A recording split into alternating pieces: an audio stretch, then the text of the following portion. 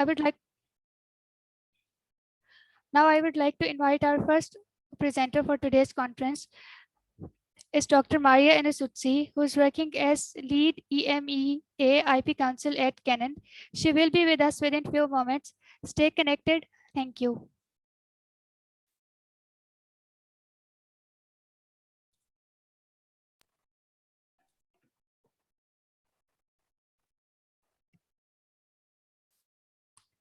Hello, Maria. How are you?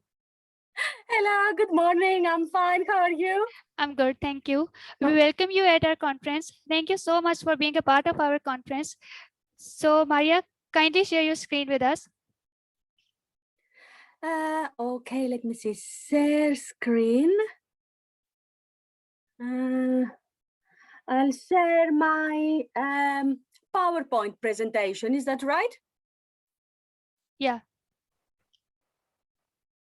PowerPoint share.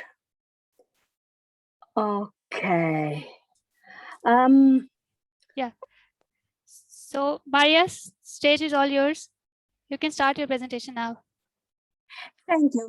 Just before I start, let me see how I would like to make this go down. Like that. Okay. Let me just make it. Okay, very good. So good morning again, and thank you very much for giving this opportunity to share some thoughts here in this conference. So I was asked to give some thoughts on this on the theme, the subject we have this morning, like IP collaboration in a competition scenario, and I added, if you want, this additional thought, is it even possible? So let's see if it's even possible. I was introduced, I look after the IP in contracts across EMEA for Canon Europe. And I get, I will say in a lucky position, because I can see IP in various aspects, from, let's say, imaging, from photos, marketing, to the technology. And that, has led me in this conference this morning. And also I have drawn experience from some of my past work in life.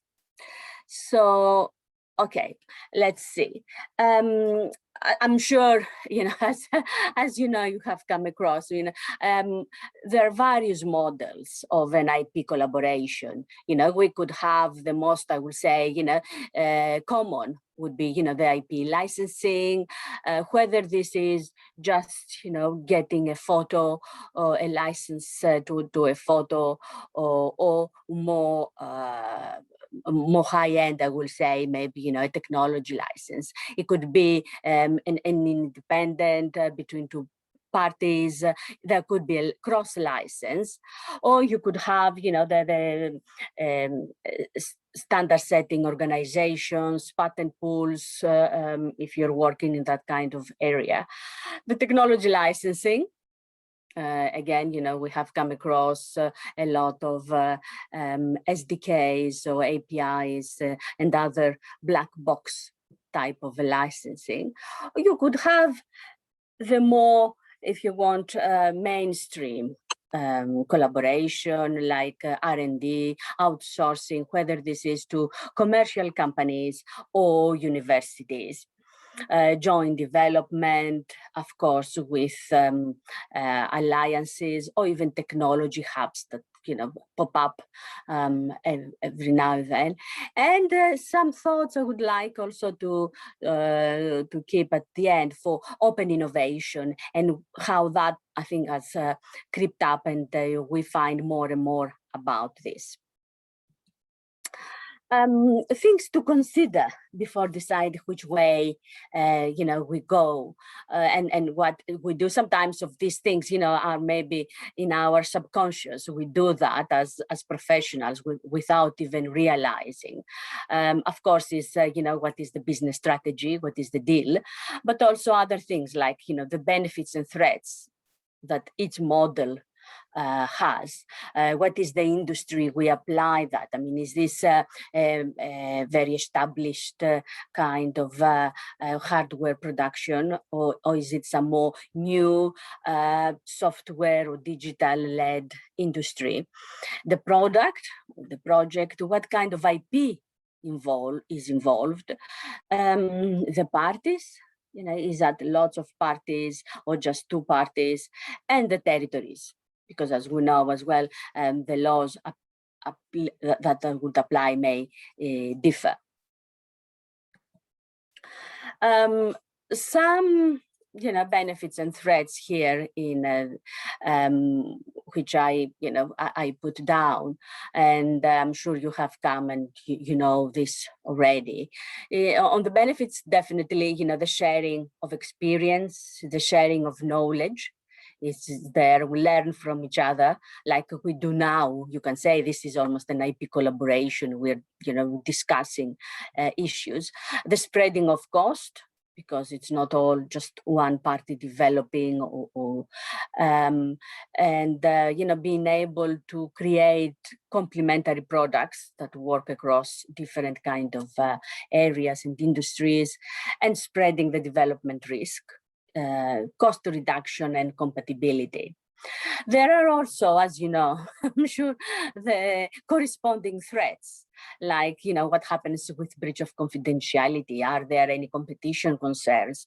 Is there a moral risk if, for example, the partner is not up to scratch or to our own principles, let's say? Could there be delays? Because, of course, you are relying on other parties, and if there is a delay on their part, this may affect our, eventually the launch of a product if you are working to that. Potentially, if there is less variety, could also lead to higher prices, possible unfair competition, and I guess that's something we need to look at. So initial considerations. Each agreement, I will say, has its own competition concerns, which need to be considered. And each agreement needs to be assessed on a case-by-case basis, examining the market and economic context each time. Here are some basic thoughts. And again, I will say I'm not a competition lawyer. So anytime when there could be a competition concerns, I think specific and specialist advice must be sought. But I think even as IP professionals, we need to be able to alert the business into potential problems. So we have in the UK, at least, we have the EU competition law, and also the UK Competition Act. Even now with Brexit, I'm sure all you are aware, and UK is a third country, so outside the EU internal market, we still need to consider potential effect in the EU of the conduct of UK business and companies because of the extraterritorial application of the EU competition law. So if UK companies are active within the EU, they will still need to comply with EU competition, as well as I say here, applicable domestic law. So what do we look for? What do we look in if we want to get some kind of protection from potential unfair competition claims? And because we are in this area. I mean, there are lots of block exemptions, and I'm not going to look at them because I said you need it's time to take specific advice. But generally, the basic and the first will be, the technology transfer block exemption. And the technology transfer block exemption relates to a technology transfer agreement. Now, what is a technology transfer agreement? It could be a license agreement, or it could be an assignment, always that affects technology rights. And technology rights between two undertakings for the purpose of production of contract products. And that's, I guess, important to remember, because that will affect the IP that is affected as well. The technology rights here are mainly, know-how, patents, utility models, design rights, topography of semiconductor products, plant breeder certificates, software, copyright, and or a combination of that. And the know-how is defined as a package of practical information which must be secret, substantial, and identified. So what are we looking for, and what we need to check for our agreement? Again, some very basic and initial thoughts about the provision of the technology transfer block exemption, and that refers to agreements between competitors and non-competitors. Technology transfer agreement between competitors are exempted if the combined market share of the parties does not exceed 20%, 30% in case of non-competitors. There are also some other agreements, exemptions for agreements of minor importance. And this is when even undertakings with larger market share, still the agreement itself doesn't have any effect in the market. And of course, there are also hardcore and blacklist restrictions, which, if included, would take the agreement outside. Even if it is within those market shares, it will still take it outside the block exemption. So all that needs to be quite clear. I guess the most difficult thing when I speak with our advisors in terms of competition is mainly it is the market. How do you define the market, especially if you are working in a new technology area? So that's, I guess, the most tricky, I would say, point. So, as I said before, whether an agreement is able to take advantage of the technology transfer exemption will depend on a few things. It will depend on the type of IP involved, because not all IP is relevant from a technology transfer block exemption. The type of agreement, as we said, the market share, whether it contains hardcore restrictions, and what is the effect that is likely to have the agreement on the market. So we've seen at the beginning some, the kind of aspects that an IP collaboration could take. So I'm going to go over again, it's very, very top level, and look at some of these agreements and how potentially, what would be the competition thoughts for this. So for the IP license, IP license, I'm sure, we all know about, and we all have done lots of this type of licenses.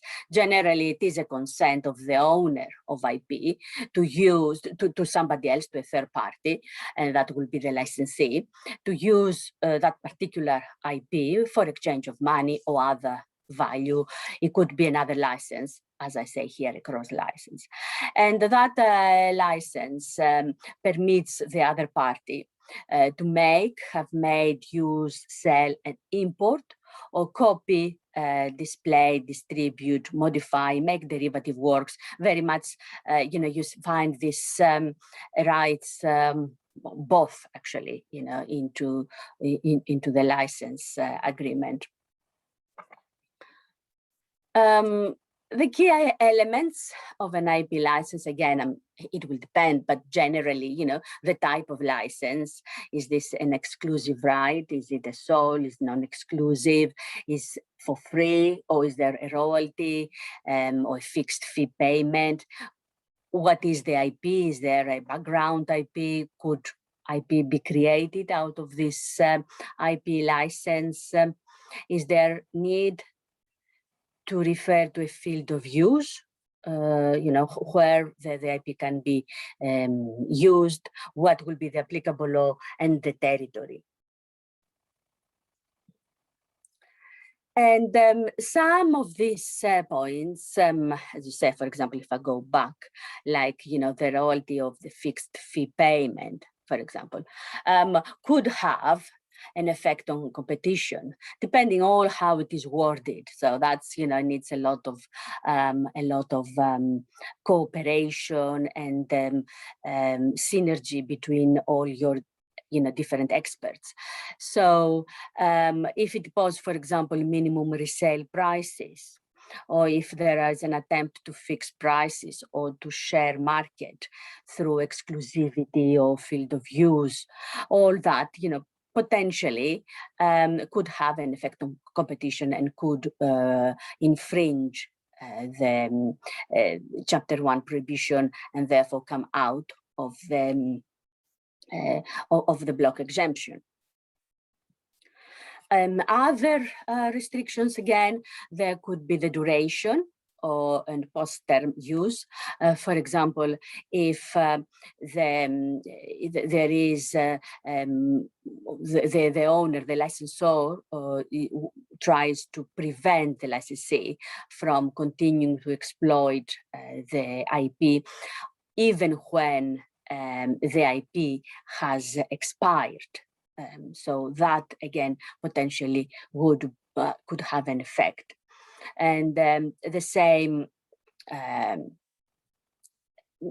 because, it could be that obligations like the grant back of exclusive right to improvements, that again could bring the license outside the block exemption.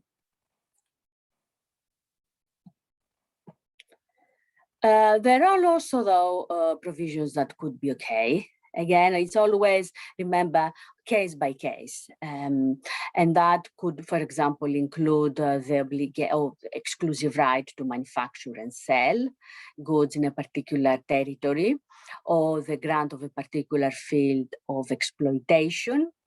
It could be fine unless, as I have highlighted here, they have an effect on foreclosing competition in that market. So it's always important to bring everything back into perspective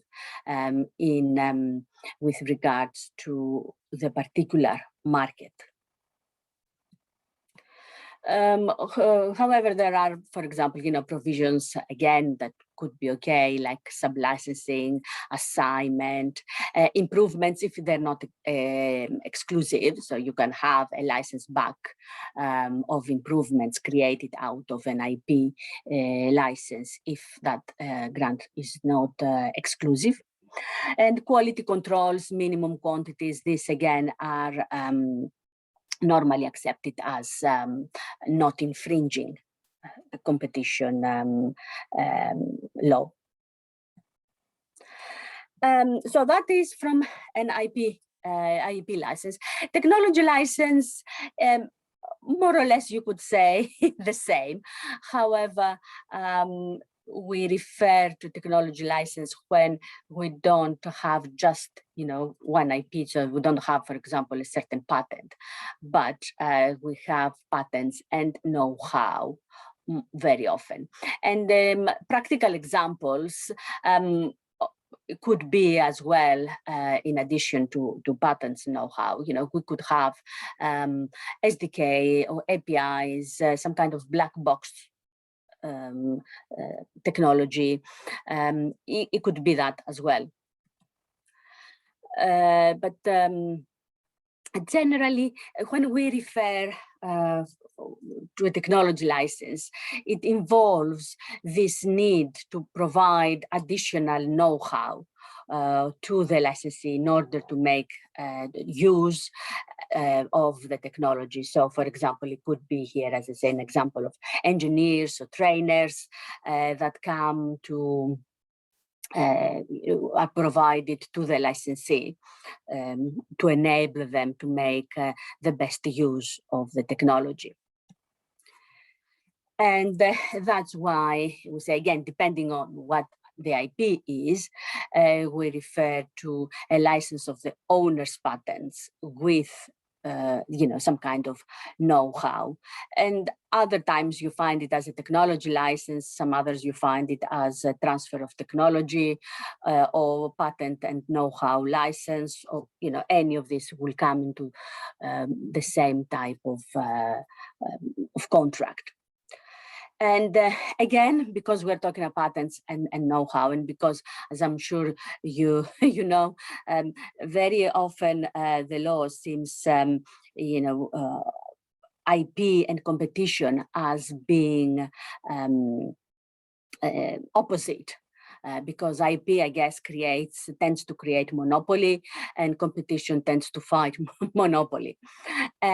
So that is, in terms of patent and know-how license, we need to look at the potential competition issues very, very closely.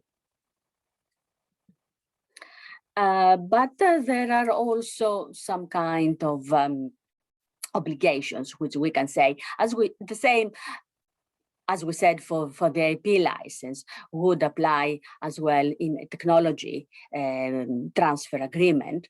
And the same exceptions, you say, would apply, like, you can have confidentiality obligations, you can have obligations of not sub-licensing, you can have obligations not to use the licensed technology after the expiry of the agreement, provided though that the licensed technology remains valid and in force. As we said, any obligations after the IPR has expired would very often be will be unenforceable. And obligations to assist the licensor in enforcing licensed intellectual property rights, minimum royalties, minimum quantity, again, would be acceptable, and also obligations to use the licensor's trademark and indicate the name of the licensor on the product. Again, always, we say, generally, this should be fine. On case-by-case basis, need to be confirmed. And that we are coming as well very close to the end, I see, of our time slot. There is a lot of things to say. Other potential collaboration, mainstream, we've said you could have an R&D agreement in this type or a joint development, as we'll see later on. The two main issues to bear in mind is the assets, agreeing what each party brings to the collaboration, and what happens with what is created, and especially with joint ownership. I will say most of the IP professionals, and I am one of them, they really don't like IP joint ownership, because it's very, very, it could get very messy in managing the foreground, the new IP that is created. And then, of course, it will depend on the applicable law because, for example, I am told that from my US colleagues that, you know, it could be fine if you are in a collaboration in the US where there is no requirement to have the consent of the previous of the co-owner if you want to exploit the new IP, but this is not the same if you are in for example, in the UK or Europe. And maybe, you know, at the beginning when the agreement is done, it is fine because you know who the other party is. It is easy to, and you are in good terms. But think about in 5 or 10 years' time, something goes wrong. For example, that other party does not exist anymore, has been whether it has shut down or has been bought by another party, and it could be very messy to get the consent. So that's why, I mean, personally, I will say it's better to have ownership on one party and then a clear and good license back to you, rather than have a joint ownership. And finally, I think that brings me have good timing. I would like to spend some time thinking or discussing about, you know, the potential of open innovation. And I mean, you would ask me, is this really a new model? I mean, you can have an IP license in an open innovation scenario. I think that that's possible, but something that it has come up more and more often, and it is where there is, you know, industries go outside, or a company goes outside its own professionals, its own resources to find additional expertise. And that's why I say, you know, you can have different types of innovation. It can be inside out, inside in, hybrid, although different names, for example, hackathons, or if you get, you know, users' experience, you know, you can say all that is, you know, some kind of feedback, results, information that the company gets back from its users. And depending, again, on the industry, it may be that it is becomes quite a popular form of collaboration.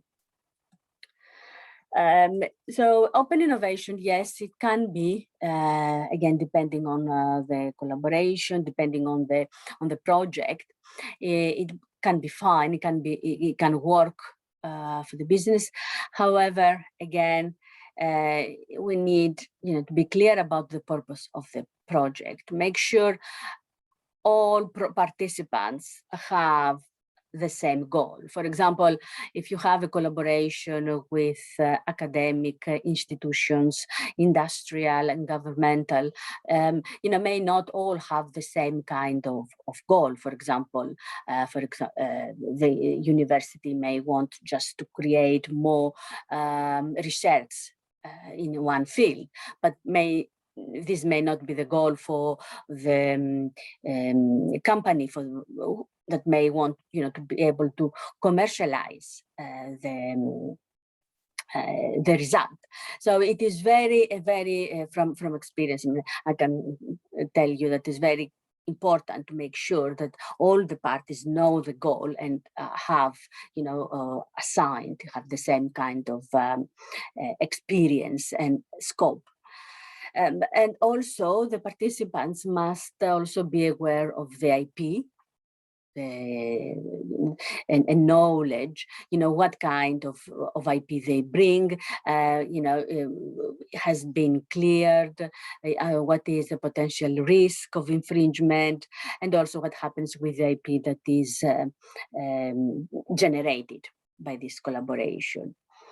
And this needs to be managed. This can be managed whether it is through confidentiality agreements or through contracts or policies, and needs to be, you know, really understood and agreed by the parties, and of course address, depending on the agreement we said before, what happens before, needs to address any competition concerns at the beginning. It could be that eventually it is decided that this collaboration cannot really the competition concerns.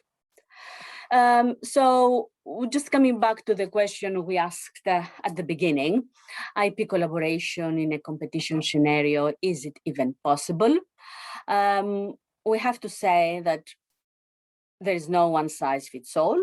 Its case needs to be considered on its own merits, but having gone through all the considerations, and we've been very, very top level, really. But I think my conclusion, at least, it is yes, it can be. But again, it needs to be given consideration to the particular circumstances, to the project, to the market. So I think this is all from me. I hope you find it useful. As I said, this is maybe a topic where we could talk about for hours, so if not days. But yeah, some very initial and thoughts from me for this morning. So back to you.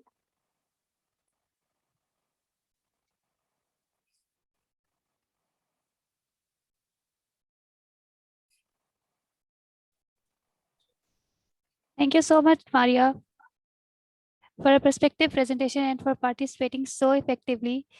We are delightful for the time and effort you took to share your thoughts and experiences with us. I will request the audience to ask any questions about her presentation in the QA session. Thank you.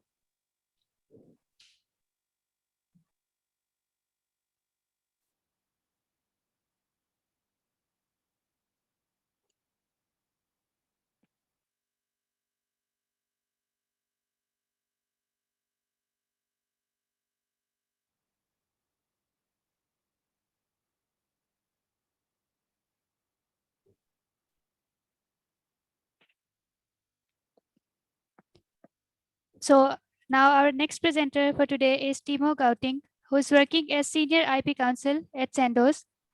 He will be with us within few moments. Stay connected. Thank you. Let's welcome Timo. Hello, Timo. How are you? Hi, thanks. Fine. How are you? Good to see you. I'm good. Yeah, me too. We are pleased to have you at our Intellectual Property eConference 2021. So, ladies and gentlemen, here we have Timo Gauting. So, Timo, kindly share your screen with us. Thanks. Very happy to be here. Let me quickly load up my presentation. Yeah, sure. So you should be able to see it now. Can you see it? Yeah, we can see it. So, Timo, So stage is all yours. You can start your presentation now. thanks a lot. Yeah, very much welcome to my presentation about cross-border trademark protection, infringement, and enforcement. My name is Timo Gauting. I'm a Senior IP Counsel within Sandoz International GmbH. We are a division of Novartis AG from Switzerland, and we are actually one of the biggest generics companies in the world with a very strong footprint in biopharmaceuticals. So I'm very happy to give you insights from an in-house perspective. I mean, it's, as you can see from the topic, it's a pretty broad coverage of the topic, so I will not provide you with each and every detail, but more with a broader in-house scope, and hope you will enjoy it. So my agenda for today is, first, it's all about allocating resources strategically. So which trademark filing and strategies are available. Then it's about knowing your business needs. Is registering your trademark on its own sufficient, or should you obtain other IP rights to build out protection? Then I will also refer to enforcement of IP, about legal remedies for trademark infringement and defense strategy. And same as in a good company and a good law firm, you should always ask the right questions, and we hopefully have a quick Q&A at the end if you have any questions. So hope you enjoy. So let's start. I have a timeline at the bottom of each slide. So we are starting here with the project kickoff. So imagine you have an in-house situation, many of you will probably know. You have a colleague from the business, and you have the IP colleague, that's me in this case here. So we need to protect our product name. What is the name and what's the country scope? I will double check the country scope. There will also be a special package design. What will the product and its packaging look like? Please provide as much information as possible. We will initiate trademark checks and recommend a filing strategy as soon as we have analyzed the search results. So that's, I guess, a pretty familiar situation. What's most important at your end, if you are an IP counsel in-house, you should always know what your business needs are, and you should, of course, ask the right questions. If you don't have the basis of information, if you are lacking information, that will, of course, not help you with the process going further. So how could that look like? So first, you have to determine the key factors to devise a search strategy. We are now in the searching process. So a very important step is, as just said, aligning strategically with legal, supply, and commercial objectives. Do not just look at your legal objective, at the clearance work you have to do. No, you have to be aligned with your commercial folks, because you have to know what's the commercial agenda, and you have to adopt your legal side to the commercial agenda. Same with supply. I mean, one thing is where you want to sell your product, actually, you of course need to clear your trademark rights. But of course, the other side is also the supply. If you produce your product in a country where you may infringe potential third-party rights by just producing and attaching the trademark to your product, you also may have to clear your trademarks in those countries. So that's also very important. Then, of course, you have to identify the project scope. Is it a national project, a regional, or a global project? So that, of course, determines the strategy where you need to search and to file. So, of course, national strategy is pretty much no-brain. If you have a national project only, you need to search your trademarks on a national level.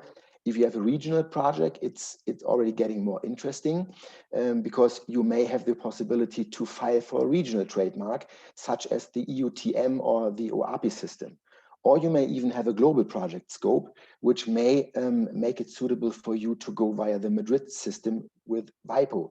So what are exactly the difference between, I focus on EUTM and the Madrid system here.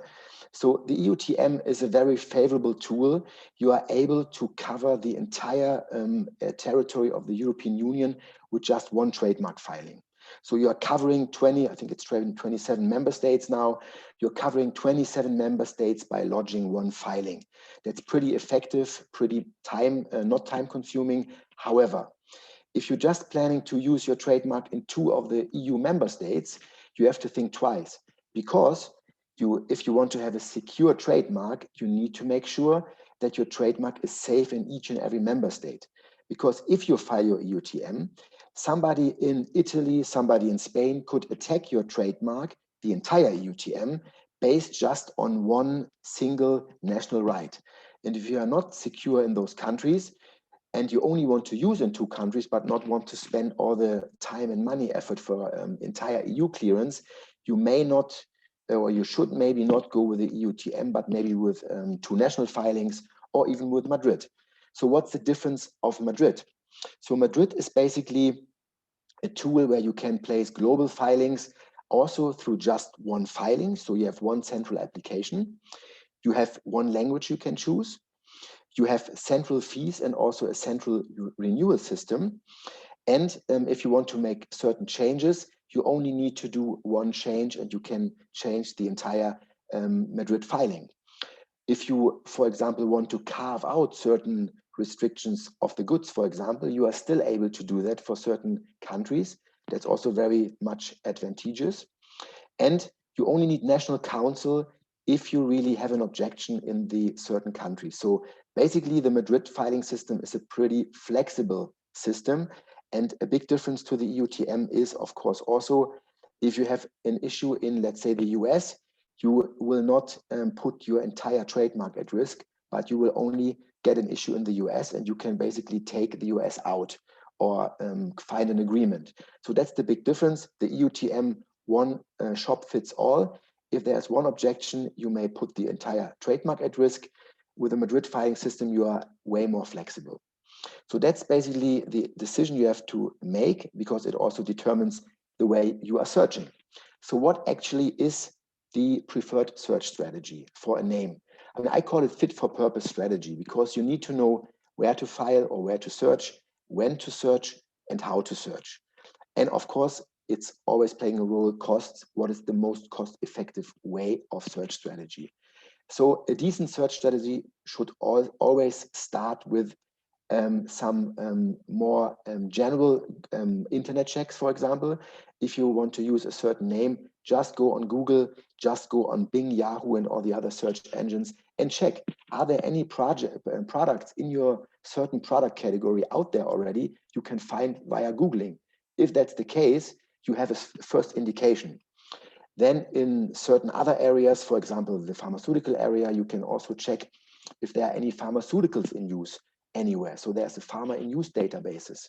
And then we would do so-called quick and dirty checks. Quick and dirty checks because we are not going in each and every detail with a FAS search, but we are only, as a first basically filter, are only searching more or less identical trademarks. And if we come across a more or less identical trademark, we have a first indication, okay, this name may be an issue, let's go with another name. And then actually, if you have come across these steps, we would then go into more in-depth searches, which of course usually also cost more money and also time investment. Of course, then the discussion is very often also around discussing with your marketing teams. I mean, it's all about discussing marketing versus trademark law in many cases. When it comes to, for example, descriptive names, you should always advise your business, your name should not be too descriptive, otherwise you may not be able to monopolize your trademark at the end. The structure of names can play a role, sometimes, at least in the pharmaceutical industry, sometimes the longer the name, the higher are the prospects of searching because registers are pretty crowded. For global projects, you should involve all your internal stakeholders. That's very important. Everybody should be on the same page. And just one advice, hands off famous and well-known trademarks. Be not too close to those party rights. You will only get in trouble, most likely. So what's the takeaway? You need to know your project scope. That's one very important thing. And you should advise a proper search strategy. So now we are in the next step. We are in the filing process step. So you need to check your business needs here as well, because you need to ask yourself, does registering your trademark actually offer sufficient protection in your key markets? So let's look at the different rights you could protect on the soft IP side and the advantages. So this could be a conversation here. We will have a special packaging design, including logos and colors. Will you also have a website? Yes, a website and an app. In addition, we would like to use social media. Okay, please connect us with your agency. We need to see how the layout of the material, the design elements will look like. That could be a typical conversation. And I think the alarm bell should go on if your teams, your marketing teams are involving an agency. I have made the experience that you should get in touch with the agency, or at least filter through your business partner, because sometimes the agency may have a concept which may not be in line with your IP strategy. And you should, of course, at the earliest possible point, make sure that the agency is also briefed from the legal side properly, so that they are not coming up with, like, let's say, logos which cannot be cleared from a legal perspective because they are third-party rights. So let's just look at the example at the bottom here. So this is a packaging example. You basically come from the plain white packaging to a packaging that is filled with life through your marketing colleagues. And as you can see, it's not about this particular product here. It's about having colors, having shapes, having word and device elements on the packaging. These, of course, are all subject to different IP and possible IP protection. And you need to decide on the most cost-effective, most efficient way at the right point of time. Meaning, what are the commercial advantages? So first you have, of course, trademarks. I mean, the commercial advantage of a trademark is clear. This is an indicator of the commercial origin of a product. And usually the word mark is the most likely identifier for your products. In addition, you may have also device marks, logos. There are even sound marks, or even colors can be subject to trademark protection under very narrow circumstances. But usually the word marks is what you want to have on your product. Then trade dress is also a very important buzzword. Each and every aspect of a packaging, for example, can be trade dress. So if you look at the bottom hand side here, you would say that the entire overall impression, the overall appearance of the product here is considered a trade dress, meaning between colors, words, and device elements. So what about design rights and copyrights? Because there is no trade dress right protection as such, you of course need to, let's say, need to protect the single elements of a trade dress. And that could of course be through a trademark filing.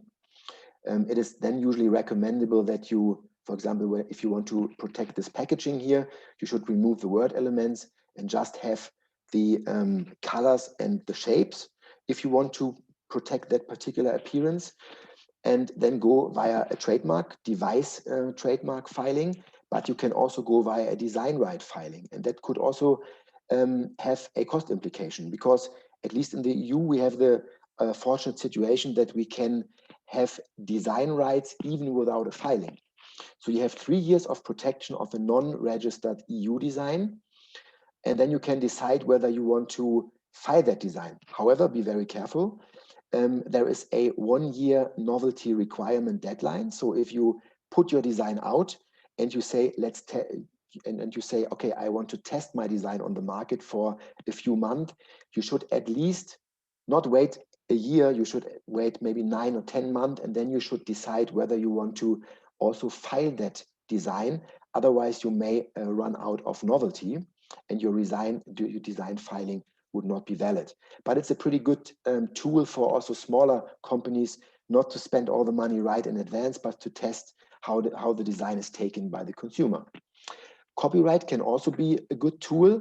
And I mean, there are certain decisions that design rights and copyrights even can coexist in certain situations. And the good thing is about copyright is arriving through creation of the work. So you do not have to place any filing at all. I mean, there are certain jurisdictions where you should also file for copyright protection. However, that's not in most of the countries the case. You still have protection even without filing. So what else is out there? Domain names. That's also a very important aspect. You should also think about reserving your domain names, the ones you need. Domain name is not an absolute right, however, but it's more or less the address for your website. But if you want to have a website, you should of course think about registering your domain names, your trademarks contained in domain names. And of course, depending on the commercial strategy, you may opt for filing different extensions of domains. The .com is usually a very much liked one, but if you are a German business, it could be a .de, for example. And then you also have to decide, depending on your budget, do I want to go with a defensive domain name strategy or more reactive? Defensive would mean you would also try to protect as many extensions as possible, even though you don't want to use these extensions, which of course cost a lot of money. Or you say, I only want to use only want to protect the domains I actually want to use or my business wants to use. That's a decision you have to make, also depending on commercial needs and of course budget. A very important tip for domains: do never file your trademarks before you file your domains, because if you file your trademark first, the domain grabbers, they have systems, they can basically screen the internet, they will get notification, country X, company XYZ has filed a domain, has filed a trademark, and then they will grab your domain and it will be blocked. So file your domains first and then directly after file your trademarks. Then of course, social media is a very important aspect these days. You need to check with your business, do I need an app name? Do I need an account name for Instagram, Facebook, or Twitter, for example? Do I need any other social media handles, meaning names? because you also need to secure those. And even if you don't have a social media need, you should also think about still registering your trademark with Instagram, for example, in order to block this name for others to take. That may be also a very cheap defensive way of strategic approach. Then also for app and account names, you should, if you haven't searched your trademark so far, you should also search these, because also other existing names could be an issue to your name otherwise. Hashtags, that's also a discussion point. I mean, usually a hashtag is not something you would want to monopolize, because the purpose of a hashtag is to basically distribute it further and to make other people use this hashtag in order to come up in certain Instagram search results, for example. But in any event, you need to clarify with your business what's the social media strategy, what's the aim, and then tailor-made your strategic approach. So take away from the slide, secure broadest possible protection. Of course, cost efficiency is key. That's also something when you are thinking about your trademark filings, actually, and you only have a limited budget. You could, of course, think about, okay, in which countries do I need my trademark in any event? You could focus on these core countries and only search these. And then maybe you can roll out your trademarks to the lesser important countries in your commercial agenda, maybe by just filing the trademarks without even in-depth searching them, but maybe just quick and dirty search them. Of course, this will be more risk associated to these filings, but if you have more time to wait what the outcome is, whether third parties would file in opposition, this may also be a strategic approach that would meet your limited budget requirements. So now you hopefully have secured all the legal IP rights at your site. So what's now in the post-launch phase? You have now put your product in the market, but now, unfortunately, you get across a potential infringement. We just learned from our field force that a competitor copied one of our products and has launched in our key markets. Thanks for informing us so quickly. We will review and provide you with options and a search strategy how to defend our rights. It's good that we have protected our IP rights in each and every aspect. We need to know, first, our options and your recommendation. Secondly, how quickly can we stop the infringement? And thirdly, what will it cost us?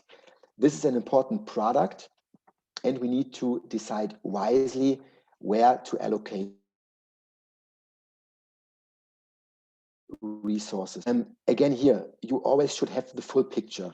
And as you can see here from the usual questions the business would ask you, this is really important that you are closely aligning with your business partners and do not leave them out in the dark about costs, for example, because there could be a lot of trouble internally if you come up with a great litigation strategy, but at the end it costs so much money that it just doesn't make sense from a commercial perspective. So basically, main takeaway here, provide clear recommendations and inform about the strategy. Do not hide any details, just be honest. If there are no chances, just be honest. Don't over-exaggerate your chances, because as you know, everything can happen in court. So you should be realistic with your business partners. Otherwise, they have expectations you cannot meet at the end. And of course, be very clear about costs. That's very important. So how can you then gear up actually for enforcing your rights? So of course, the main key strategy driver in litigation should always be the business objective. Same here. You should always prevent the situation that you have a legal agenda which is not in line with the business objective, because you may be the best litigator and the best legal guy who's enforcing your IP rights, but if there's no use for the business, it may not be the strategy you want to go to. And of course, you don't want that these two strategies are getting away from each other detrimentally. So that's another argument to be very close with your business. Assess the available remedies.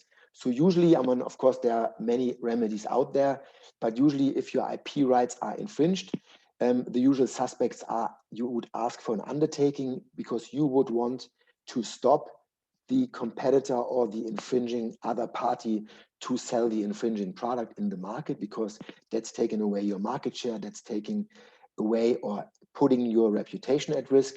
Excuse me. So usually undertaking is the first to go. Damages could, of course, also be a factor which is important, and also cost recovery. However, it really depends on who you are litigating. I mean, if you have another big potent company on the other end, this is really something which is on your agenda, apparently. But if you're a very small company, usually you will have many difficulties in recovering the damages. You will have a title in court, but you will probably never be able to actually get your money back. That's also something you have to take on mind. So then focus on impact. So what impact do you need? Do you need a very quick impact that could speak for going via preliminary relief, such as a preliminary injunction? In Germany, for example, even possible with an ex parte approach under certain circumstances? Or do I need a decision on the merits, more the long run? That could also be a bit assuming what the other party may be doing. There are situations where a preliminary relief could really get you to the goal, basically, because if you are fighting the infringer, there is a lower chance that they will really react and really defend themselves. In that situation, it could really make sense to go via the preliminary route. And then there are other matters where maybe you are fighting even a company name of another party. You could really expect that they will defend and that this may also go on the long run. And then a decision on the merits may be the type of action you will need.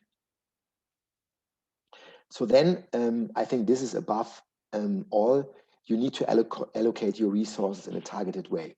As you all know, budget is limited, and your litigation budget has only a certain amount of money in, so you need to really act targeted.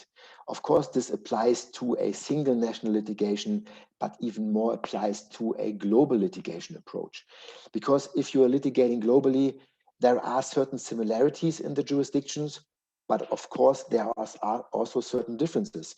And you need to be aware of those differences, and also in order to be able to calculate the potential cost of a litigation.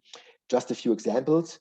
If you look at litigation countries where maybe expert evidence is very important, securing those experts in advance and also paying those experts can be a very costly exercise compared to countries where more the judge is the expert on the other side, and usually the expert evidence is quite limited in court. Then you, of course, can have big differences when it comes to fact gathering in litigations.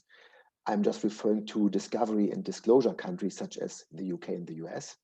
This can get very costly if you have to review thousands of documents in order to get the facts clear. And of course, then also coordination of international litigation can be burdensome. And you also have to know, you really need to be aligned with all your country stakeholders in the company, and of course also with all your outside counsel. And that's also something, a learning, when you have a global multinational litigation, you should really try to instruct your external counsel very early, maybe even to just conflict them out. There may be a small country where you only have 2-3 experts in trademark law, for example, and you want to get the best. So you should reach out to your counsel and reserve them to represent you at the earliest possible point. Then, of course, still also, you should never lose sight of your commercial people, your colleagues internally, because you need to collaborate closely in each and every stage of the litigation. Because you may need to make sure that if the commercial agenda is changing and the financial agenda is changing, that you can adapt your legal strategy, meaning you start litigating a very prospectful product, but it turns out after a few months that this product is not flying at all, and maybe you will even be withdrawn from the market. I mean, you cannot just litigate the way you litigated before and spend thousands of dollars of money if it doesn't make sense from a commercial side anymore. So you need to collaborate in order to have this information. And that's also the reason you need to keep your strategy under constant scrutiny. That's also a very important aspect. And of course, also know if and when it's time to settle. Do not rule out any options. I mean, this may sound simple and no-brainer, but I mean, I have seen litigations where really the parties, the fronts were so hard and so the parties were so much fighting each other that nobody was really willing to settle, even though a settlement would have been the most beneficial way to either party. So that's really a situation you should not go into. So always think twice, do not rule out any options. I don't tell you should always settle, but sometimes it can really make sense to settle, and you should always be open to that. Yeah, these are some recommendations from an in-house perspective. I hope you enjoyed my presentation, and I would now happily invite you to ask any questions you may have. Thanks a lot for listening. So is there anything? I just see there's one question. I'm gonna just read it. In India, infringing copyright invites criminal prosecution, and therefore in our company, we prefer obtaining copyright registrations for trade dress designs. Yeah, I mean, that can be a necessity due to the particular situation in certain jurisdictions. That's a very good point, and you should really be aware of that. I fully agree. Of course, copyright registration can, of course, also be very beneficial when it comes, also through trade dress designs, when it comes to how can I prove that I have the copyright. Of course, that's usually in copyright cases one of the biggest aspects. Sometimes you know you have copyright, you know this was designed by your colleague, but if you're not able to prove a chain of title, basically that you are the creator, you may not be able to have success in court, for example. So I think there will also be a blockchain topic afterwards. I think blockchain is also something which can be of use in order to prove ownership not only of copyrights, but also of other IP rights. So any other questions? For your stimulating presentation, you have touched so many critical areas. We hope you'll join us again. Now, I would like to ask you about the primarily concept of primarily relief versus the decisions on merit. Yeah. Tell us about that. I mean, the big difference is really damages, for example. You are usually not able to claim any damages through preliminary relief. This is usually only for getting an undertaking, and it's only, like the title states already, it's preliminary. So the other party is, of course, usually able to fight that decision and to turn it into a decision, into a proceeding on the merits. And that's the reason I said, if you think that your counterpart may not defend themselves because it's a small infringer, maybe they are not potent, they don't have the money, then it may be useful to have or to try to go for the preliminary relief. And also if you have a situation where a PI that prevents the infringer to stay on the market may also prevent the infringer to go on the market again. Maybe the door is closed then. So that's one other aspect where you would think about a PI. But yeah, damages is usually only via decision on the merits on the long run. Hope that answers your question. Thank you so much for letting us know about this topic. So now I will request the audience to ask any questions about this presentation in the QA session. Thank you. So now our next presenter is Gianluca Kempis, who is working as Senior Manager Legal Tech and Digital Innovation from Sky. So hello, Gianluca, how are you? I'm fine, thank you. I'm very happy to join this conference, and thank you for inviting me. Yeah, sure, our pleasure. We are pleased to have you at our conference. Thank you so much for being a part of our conference. So Gianluca, kindly share your screen with us. Yeah, I'm going to share your screen.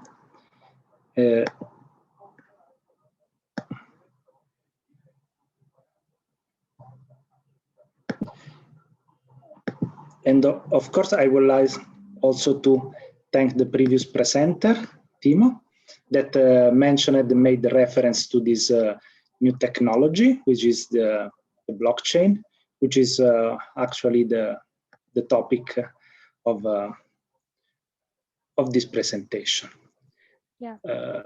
So if you want, I can start sharing.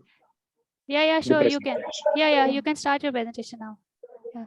Okay, so as said, we're talking about a specific new technology, which is blockchain, and we're trying to exploring what the impact can be of introduction of this technology in the media sector, and analyzing what are the main impacts on copyright of the introduction of this technology.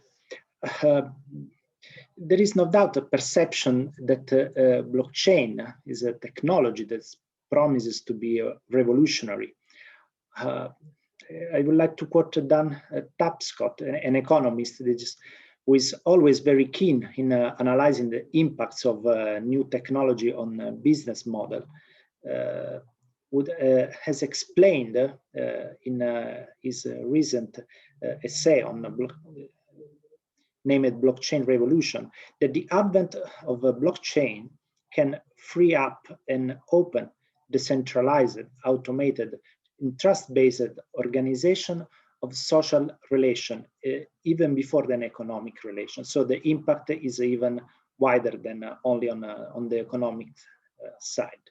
So the aim of this brief presentation is to analyze whether such statement and a certain level of enthusiasm on the potential of blockchain is justified also in the media sector, moving along a line that always try to couple economic impacts with legal impacts, highlighting some first experiences in this area. According to the resolution of the European Parliament of the 3rd of October 2018 on distributed ledger technologies, the promise of the blockchain is very important. So distributed ledger, for the resolution of the European Parliament, is a generic purpose technology able to improve the efficiency of transaction cost, eliminating intermediaries and intermediation costs, as well as increasing the transparency of the transaction. Also redesigning value chains, improving organizational efficiency through reliable decentralization. More specifically, with reference to the sector of creative industries and copyright, mainly based on the distribution of digital content, the distributed ledger technologies can allow tracking and management of intellectual property and enhance the protection of copyright. Indeed, the distributed ledger technologies can allow greater control by the artist on creative development through an open public register, which can also clearly indicate ownership and copyright, so as to better connect creators to their work, improving the trust in the context of an ecosystem of collaborative and open innovation. It should be noted that distributed ledger technologies could benefit authors by bringing greater transparency and traceability on the use of their creating content, as well as intermediaries regarding the payment for the exploitation of the creative content. So this is a way, let's say, just to give some context and some background from legal perspective. But let's try first of all to understand in the essence what is a blockchain. So everything seems to go around the definition of distributed ledger technology, or DLT. The term blockchain refers to a public register in which lots of encrypted transactions are registered. Each of such transactions is linked to a specific subject matter and constitutes a so-called block. The blocks into a blockchain are linked together to a system of timestamps and create a real chain database continuously updated and freely available to users. These blocks are validated by a specific subject called the miners, who use specialized software and hardware. Once validated, a new timestamp is affixed to the new blocks, which allows the blockchain to be updated while maintaining a certain technological order within it. So each new block will be inserted into the shared register, reproduced into the various devices, thus increasing the security of the data contained into the various blocks. The very conceptual basis of this platform is such as to create a new form of distributed democracy, which allows all participants to have controls over the decision regarding the data contained into the blockchain. Of course, we have to mention that we have a different type of blockchain. On a public blockchain, anyone can hold an account without the need for approval, review, or interference by third parties. If it is a so-called permissionless blockchain, anyone can participate to the verification of this transaction. Open blockchain tend to rely on open source code, which anyone can study, modify, and develop. As a result, technological design choices reflect the values and ideologies of the developer community. So the permissionless blockchain, the one most famous, the widespread, is most probably the Bitcoin blockchain, are open, do not have, let's say, a real ownership or real manager, and are designed not to be controlled. The goal of this permissionless blockchain is to allow everyone to contribute to updating the data on the ledger and to have as a participant all immutable copies of all operations. To have all the identical copy of everything that is approved thanks to the consent of the various blocks. This blockchain model, of course, has a lot of success because prevents any form of censorship. No one is in a position to prevent a transaction from taking place and to be added to the ledger. Once it has gained the necessary consent among all the nodes of the blockchain. Permissional ledger can be used as a global database for all those documents that need to be absolutely immutable over time. On the other hand, we can have also closed or permissioned blockchains. These blockchains limit access to the distributed register and restrict the number of persons entitled to participate and take part to the transaction validation process. Such blockchain usually use proprietary source code, are developed by a privately owned organization, which define the design, the use, and the application. So the permissioned blockchain can instead be controlled and therefore can have an owner or a manager. When new data or record are added, the approval system is not bound by the majority of the blockchain participant, but to a limited number of actors that can be defined as trusted, authorized nodes. This type of blockchain can be used by institutions, large companies that must manage supply chain with a series of actors, companies that must manage suppliers and sub-suppliers, banks, service companies, so retail operators. In case of permissioned blockchain, they respond to basically the need of a widespread update in system where there are multiple actors.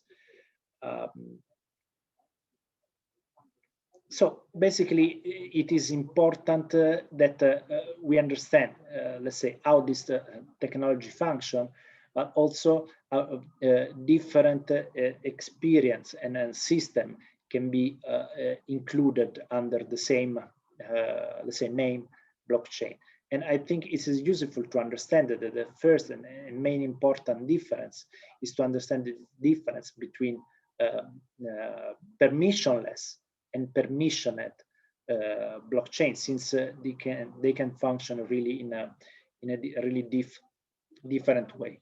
So once we have understood, even very briefly, the type of technology we are talking about, we need to understand what are the legal implications.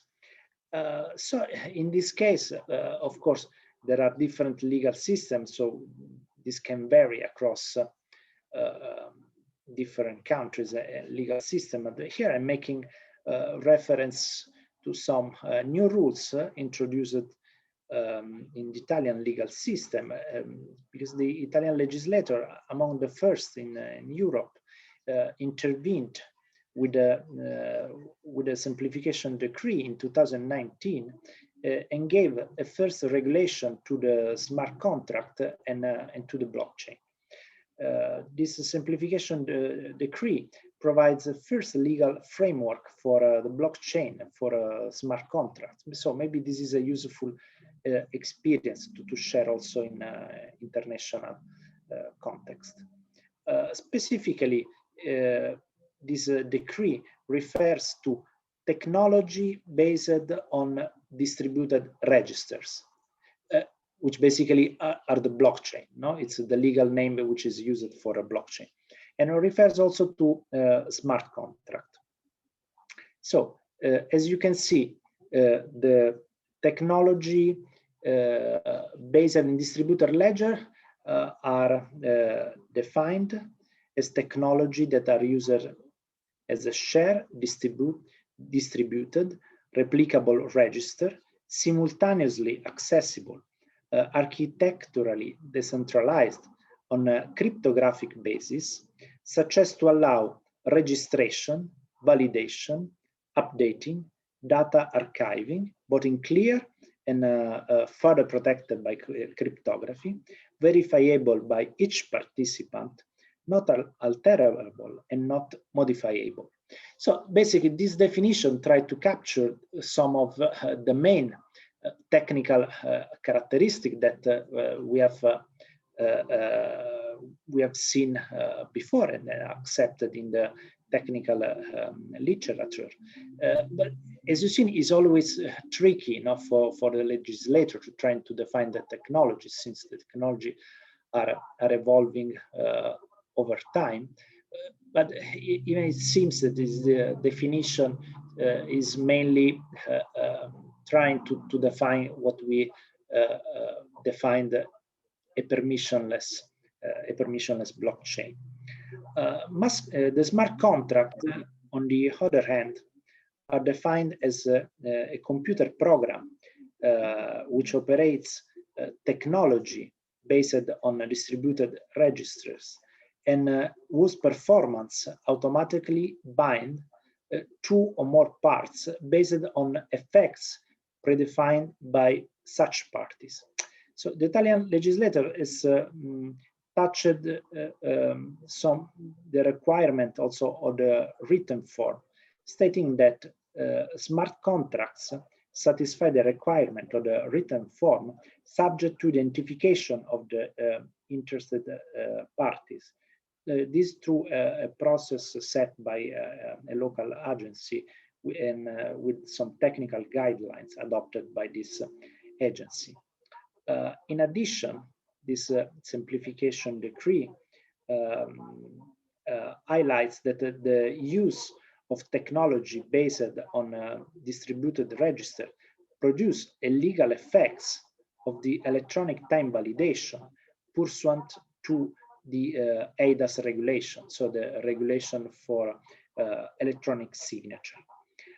So this is important because it clarifies the first basic concept that smart contracts are not contracts in legal terms, but they are rather computer programs which execute what is defined into the contract. So avoiding this simplification that sometimes creates some misleading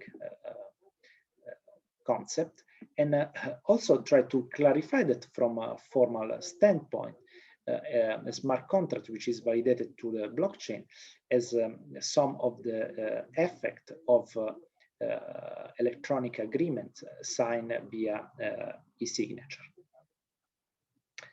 But let's see what are the possible impact for in the copyright sector.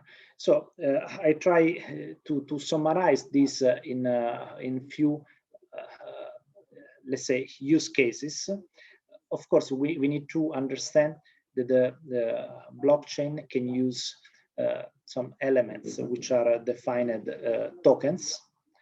Now there is also a lot of debate of what are called non-fungible tokens, and can reproduce also in the blockchain environment the concept of scarcity, which is an exclusivity, which of course we know is very relevant in the copyright sector. Of course, this token can represent copyrighted works, but not only. No, the tokens can represent also right management information or specific right management information. So a token can identify whether a copyrighted work can be transferred via Creative Commons, just to make an example. So an open content license, or via a proprietary license, or to clarify whether the copyrighted work is an orphan work or is in public domain. So it could not represent the work itself, but the rules that regulate the circulation of the copyrighted work. On the other hand, a token can represent also a remuneration for the use of the copyrighted work. And this allow, of course, different possible application in the media sector of the blockchain. So let's imagine the first use case, so the new pricing option. This basically means that via the blockchain can be introduced also system not based necessarily on the subscription model. No, since the blockchain can allow also the industry to use micropayments for accessing copyrighted content, audiovisual content. And this will create the possibility also for, let's say, a smaller entity also to access this market, even if they have no such, let's say, a catalog of copyrighted work which justifies a subscription model. So basically this means that it introduces a lot of flexibility. Of course, there are some legal problems and legal implications. As said, we need to be sure that all these microtransactions are assisted by smart contract who can be authenticated and identify the authors. And on the other time, in a certain legal system, also in these cases, I'm making reference to the Italian legal system, we need to be compliant with certain copyright rules, which request, just to make an example, the exploitation rights and their transmission must be proven in writing. And you can find in this slide some practical application of this use case. So going quickly to the other use case. So there is also a scenario where copyright contents are distributed via with models where the revenues are generated via advertising. No, this is usually a second model, different from the subscription model. The digital advertising system currently is rather complex, no, and create complex chains of numerous intermediaries, and this pushes down the revenues in favor of the authors, no, since they have to pay some revenues to all the nodes of the chain. Of the advertising chain. So basically the blockchain can really streamline and simplify this chain in the digital advertising system, and basically to give even more control to the authors and the creator of the content, since blockchain basically can function also as a very reliable audience measurement system, which is the most relevant aspect for defining the level and the cost of advertising. This most probably will lead to a change where some of the traditional digital advertising intermediaries could, let's say, change their role, and rather than being an intermediaries, acting with the role of a smart searcher or a recommendation engine for finding contents available with freely, but with advertising. Of course, this also has some implication in the copyright sector, since the recent copyright directive on the digital single market, it seems to define a different way, whether these intermediaries are even more responsibility, so they are not exactly acting as a real aggregator. So jumping quickly to the other use cases, distribution of royalty payments. Of course, there are still areas where is requested the intermediation of a collecting society, no, to identify the user and distribute the revenues to authors and performance. This is also an area where I mean the blockchain can have a possible, let's say, double impact. So it could be that the blockchain will be implemented by the collecting society, so allowing them to become even more efficient in their role. On the other hand, it's possible that the introduction of the blockchain could determine also there is basically no need or no special need, saving special areas of using the blockchain. And of course, there are also a huge impact on the collective rights management directive, where it still make a reference to some national role of the collecting society, since the blockchain, for its nature, has no border. So this is another option. This is one of the last use case. The blockchain can also generate additional flow of revenues, because they allow transaction between peers. No? So if the creators want to add advertising for their remuneration, if they want request some payment for the exploitation of the copyrighted works, this could cover also peer-to-peer transaction that now and currently are very difficult to be traced. But of course, this has to be read also in the light of the exhaustion of distribution right in the digital environment. And then finally, I would mention the international level of the blockchain, since the blockchain basically is without boundaries, and also this is difficult to reconcile with the territorial nature of the exclusive license with the cross-border distribution of a blockchain. Even if it's possible that there will be a big role and a possibility to use the blockchain, because it's basically an interesting tool for fighting against piracy. For this last point, I really refer to some experience and practical application that you find in this slide. And of course, I really thank you for your attention. I try to stay strictly in the time I have at disposal for this presentation.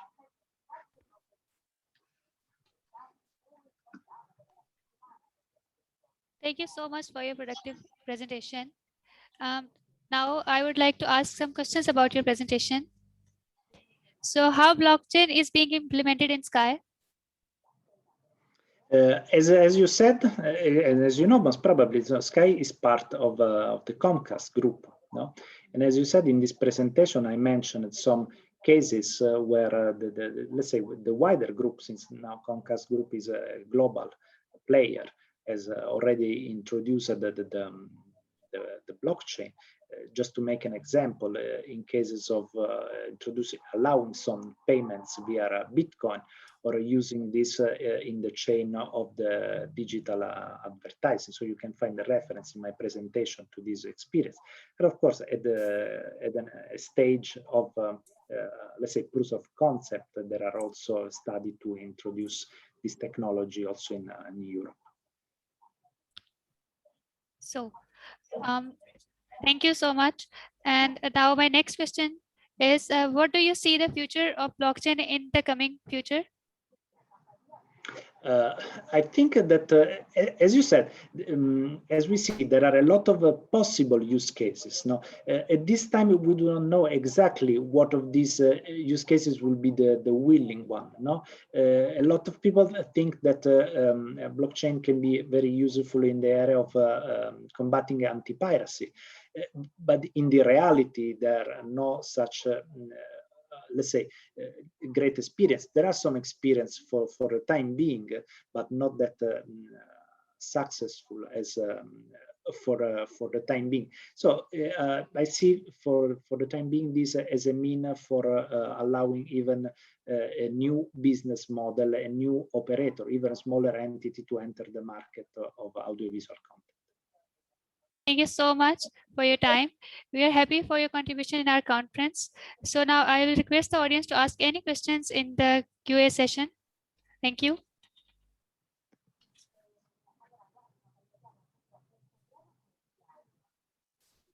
So now our next presenter is Mariam Laudi, who is working as IP Council Head of Unit at Servier.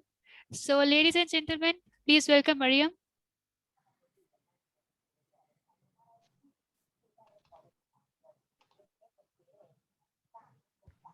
Good morning, everyone. Good morning. How are you? I'm good, thank you. And you? Yeah, I'm good. Thank you. We are honored to have you at our conference. Thank you so much for being a part of our conference. So kindly share your screen with us. Sure.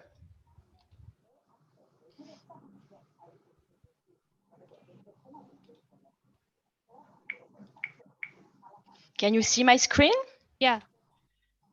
Great.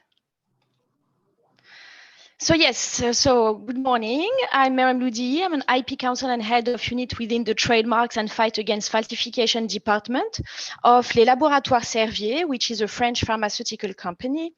And among other duties, I'm in charge of the fight against illicit online sales of medicines. So today I'm going to talk about the online infringements and the risks which are indeed linked to this illicit online sale of medicines.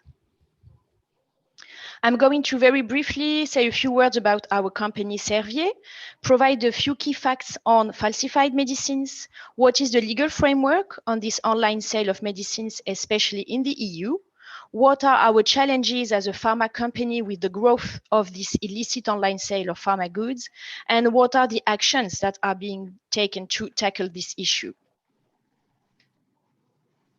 So Servier is the first independent French pharmaceutical company with 22,000 employees, and we are present in 150 countries.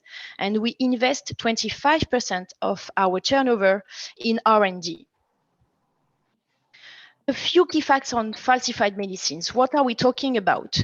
The definition from the WHO, the World Health Organization, is that falsified medicines are medical products that deliberately or fraudulently misrepresent their identity, composition, or source. So it goes beyond the mere counterfeit.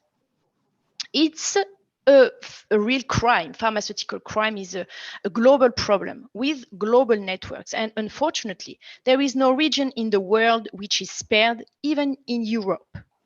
And it's a crime with low risks and penalties versus high financial returns. It's said to be 10 to 25 times more profitable than drug trafficking. And it is, of course, a public health issue. So on this pie chart, we can see the number of incidents within the legitimate supply chain by region to illustrate what I have just said. And as you can see, all regions in the world indeed are concerned, even North America and even Europe, Asia, all regions in the world. These figures are provided by PSI, which is the Pharmaceutical Security Institute. So now, why is it harmful for patients? Of course, it is harmful because potentially the falsified medicine can contain no active ingredient at all, or it can contain the wrong amount of the correct active ingredient or the wrong active ingredient. And in the worst scenario, it can even contain toxic chemicals such as poison. And in our case, we have already found sugar in one product which is supposed to treat diabetes. So why is it harmful for patients? Also because it is impossible for him to differentiate the counterfeit from the genuine. On this example, you can see that the only difference remains in this circle, which is in bold here in the fake product, and is not in the genuine one. It's the only difference. So of course, when the patient receives the product and has the product at hands, he cannot identify whether it is a genuine one or not. It's only actually analysts who are able to do so by a comparison and by having both products at hands. It is, of course, harmful for patients also due to the conditions of manufacturing. You can see on the screen a picture from our factory and other pictures of illicit manufacturing plants. So the new trend of the past years is the fact that the internet has become one of the preferred vehicles for the circulation of fake medicines. And this has even been highlighted during the COVID-19 pandemic. There are up to 35,000 illegal websites that target consumers and patients all over the world, and 96% of online pharmacies are illicit. This comes from a study published by LegitScript. Now, what is the legal framework of the online sale of medicines? At least in the EU, it comes from the directive of 2011 on falsified medicines, which has set a few obligations since the 1st of July 2015. So national regulatory authorities in the EU are obliged to list all registered online medicine retailers in their country on their websites. First of all, and member states have to ensure that the legal provisions on the common logo, which is here, are applied in their country. Indeed, all online medicines retailers registered in the EU should display this common logo. So it is actually very easy for the patients in the EU. They should only buy medicines from online retailers which are duly registered with the national competent authorities in the EU member states. And the list of these registered online retailers is available on the EMA website, the European Medicines Agency, on this link. Another obligation coming from this directive is the serialization that you may have heard about, which obliges the manufacturers of prescription medicines in the EU to have for each box a unique serial number, even for online sales medicines. And it's an end-to-end verification system from the manufacturer to the pharmacies. So now a few words about our challenges with this growth of illicit online sales. And there are two parties, the one related to illicit online pharmacies, so websites, and the other one related to social media platforms and marketplaces. Indeed, illicit online pharmacies do put all patients in the EU, but also worldwide, at risk, because it is also very difficult for a patient to identify which online pharmacies are legitimate, because they look very professional. So that's actually a major issue and a safety issue.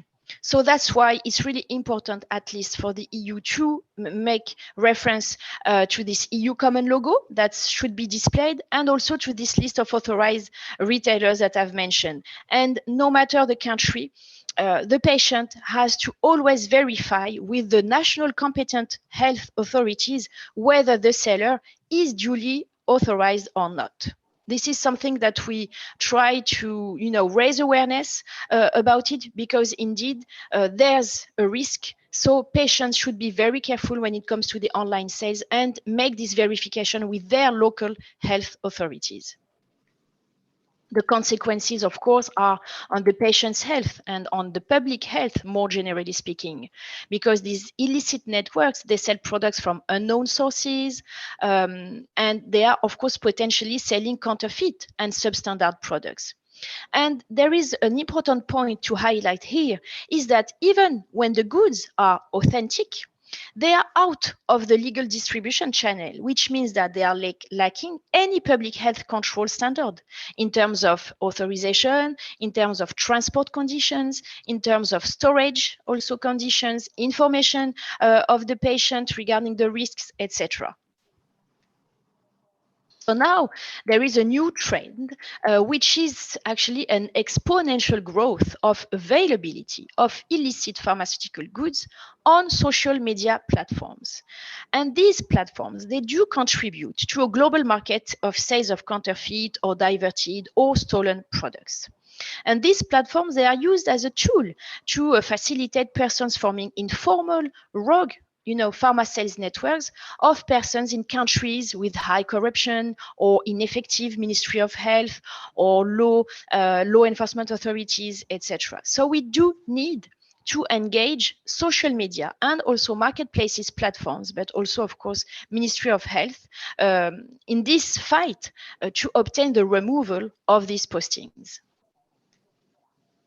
I have here a few examples of social media pages and posts offering for sale prescription and non-prescription medicines, let's say in a classic period of time. So you can see Instagram, you can see Twitter, again, other examples. And now, with the COVID-19 pandemic, there has been indeed a rise of counterfeit, of medical products online, because there were new issues at the beginning of this pandemic. There were a lot of fears and anxiety from all the population. There were also new behaviors of patients, which would more order medicines online more often. There was also this issue of the shortage of personal protection equipment. So these criminals that were already engaged in illicit networks, they just adapted to this new situation and offered for sale new products linked to the COVID-19. And this has led to big seizures of fake masks, sanitizing gels, and fake medicines or vaccines. A few figures, for instance, in March 2020, at the very beginning of the pandemic, there were at least 100,000 new domain names which were registered containing terms like COVID, corona, virus, etc., or which proposed to sell masks or advertise COVID-themed scams. Indeed, there were a lot of scams and misinformation related to COVID-19 treatments and vaccines. 66% in March of offers were for treatment scams and 34% for medical supplies. And there have been a lot of actions. I wanted to mention this one from the OLAF, European Anti-Fraud Office, which identified more than 800 suspicious companies acting as intermediaries or traders, and which seized more than 40 million counterfeit or substandard items linked to the COVID-19 pandemic. An example of social media pages and posts offering vaccines or products related to COVID-19. There was this one on Facebook, which were advertising a special card to prevent and kill COVID-19, which was, of course, a scam and a fake one, and a seizure by the authorities in Vietnam.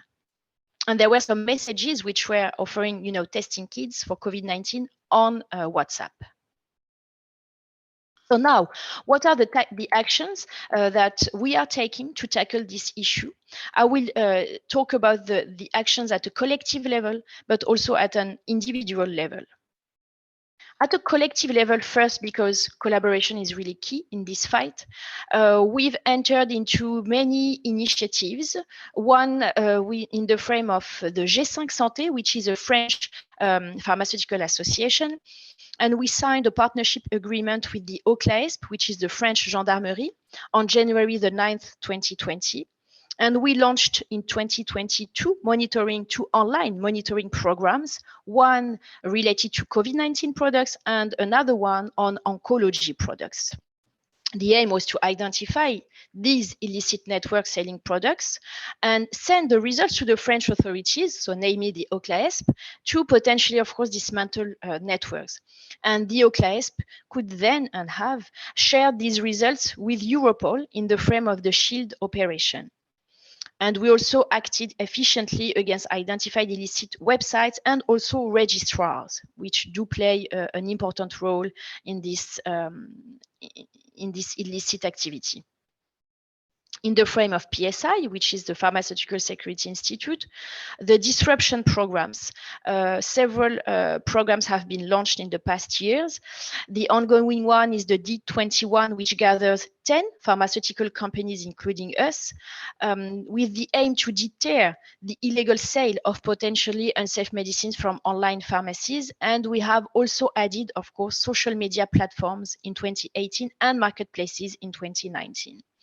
And we try to obtain from the domain name registrars the deactivation of the domain names, the delisting of the websites, the termination of their merchant account, and of course to block access to the domain names. These programs are very efficient with compliant registrars. And I wanted to mention this figure.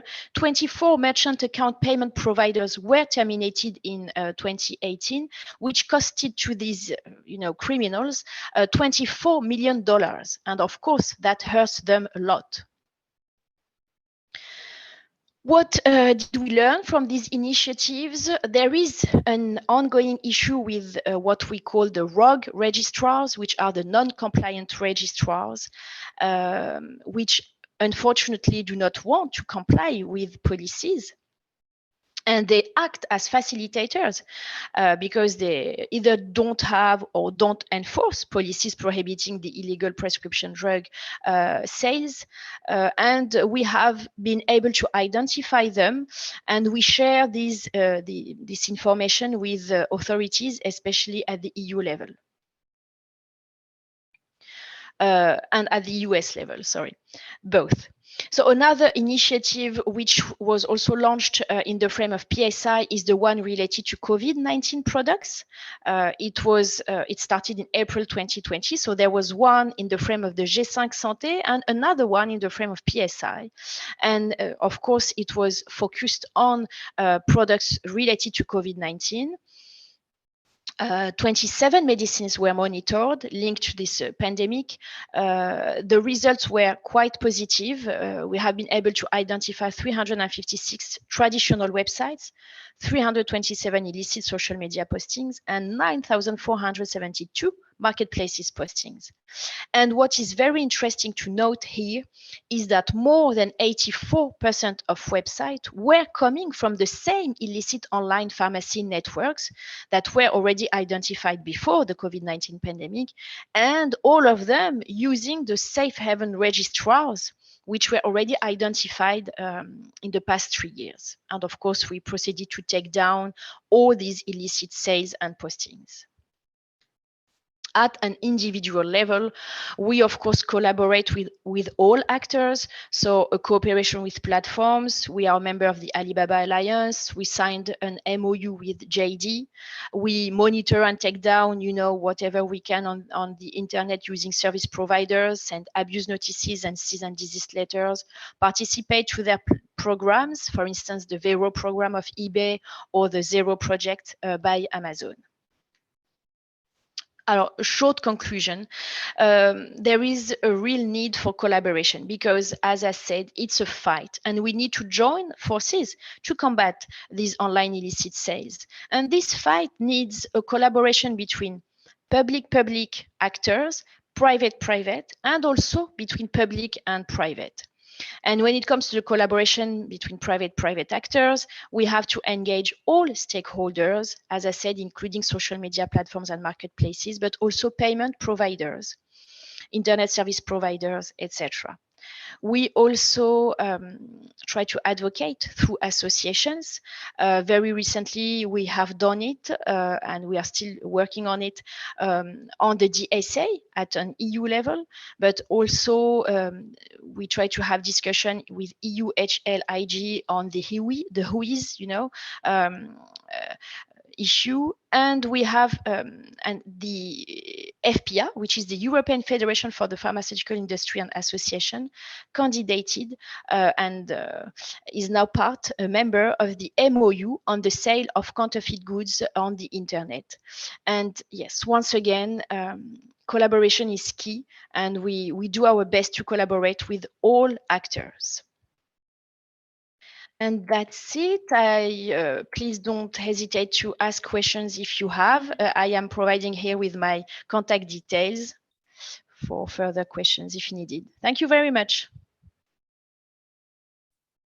Thank you so much for your presentation. It was really informative. I personally enjoyed it very much. Thank you so much for your time and efforts. And now I would like to ask a few questions about your presentation. Sure. Yeah. How we can mitigate the risk associated to the online sales of medicines? Well, it's preventive and proactive measures that have to be taken. So preventive measures by online monitorings, collaboration with law enforcement authorities, with other with other pharmaceutical companies, in the frame of associations, etc. And of course, reactive measures, zero tolerance, and take all the measures needed to clean the internet. Now, sorry. No, because you were on mute. Sorry. Yeah. Okay. So, how we can deal with the rise of counterfeit products, especially in these times of COVID? We have to be very, very cautious, to be very, very safe when it comes to the online sale of medicines. As I said during my presentation, I really strongly recommend all patients, all of us, to verify, with our local health authorities, to ask questions, to verify twice before ordering the product. And please also share this information with your family, with your friends, because it has to be spread and to be really said that there is a risk when we order medicines on the internet. So we have to be very, very careful.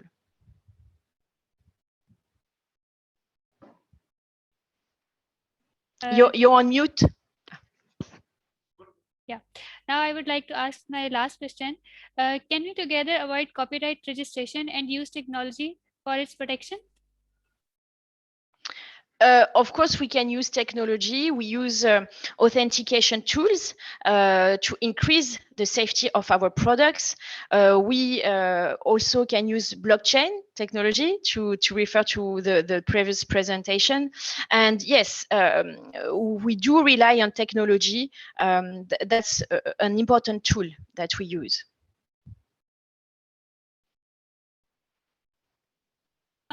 Thank you so much for your time and efforts. Now I will request the audience to ask any questions in the Q&A session.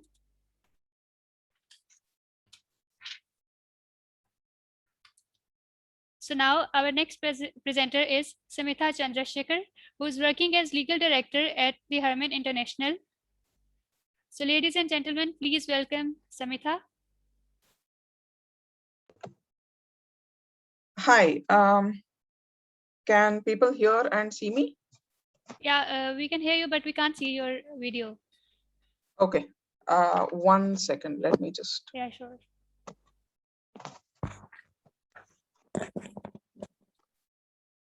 Okay, hi. Hi, how are you? Hi, I'm fine, thank you. And good morning, good afternoon, good evening to everybody. Yeah. Thank you so much for your time. We are honored to have you at our conference. So kindly share your screen with us. Yeah, sure.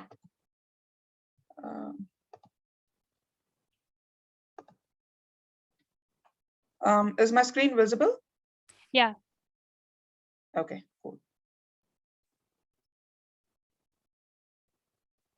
All right. So is it good to start now? Yeah, you can start your presentation now. Cool. So first of all, thanks for giving me an opportunity to be a part of this forum.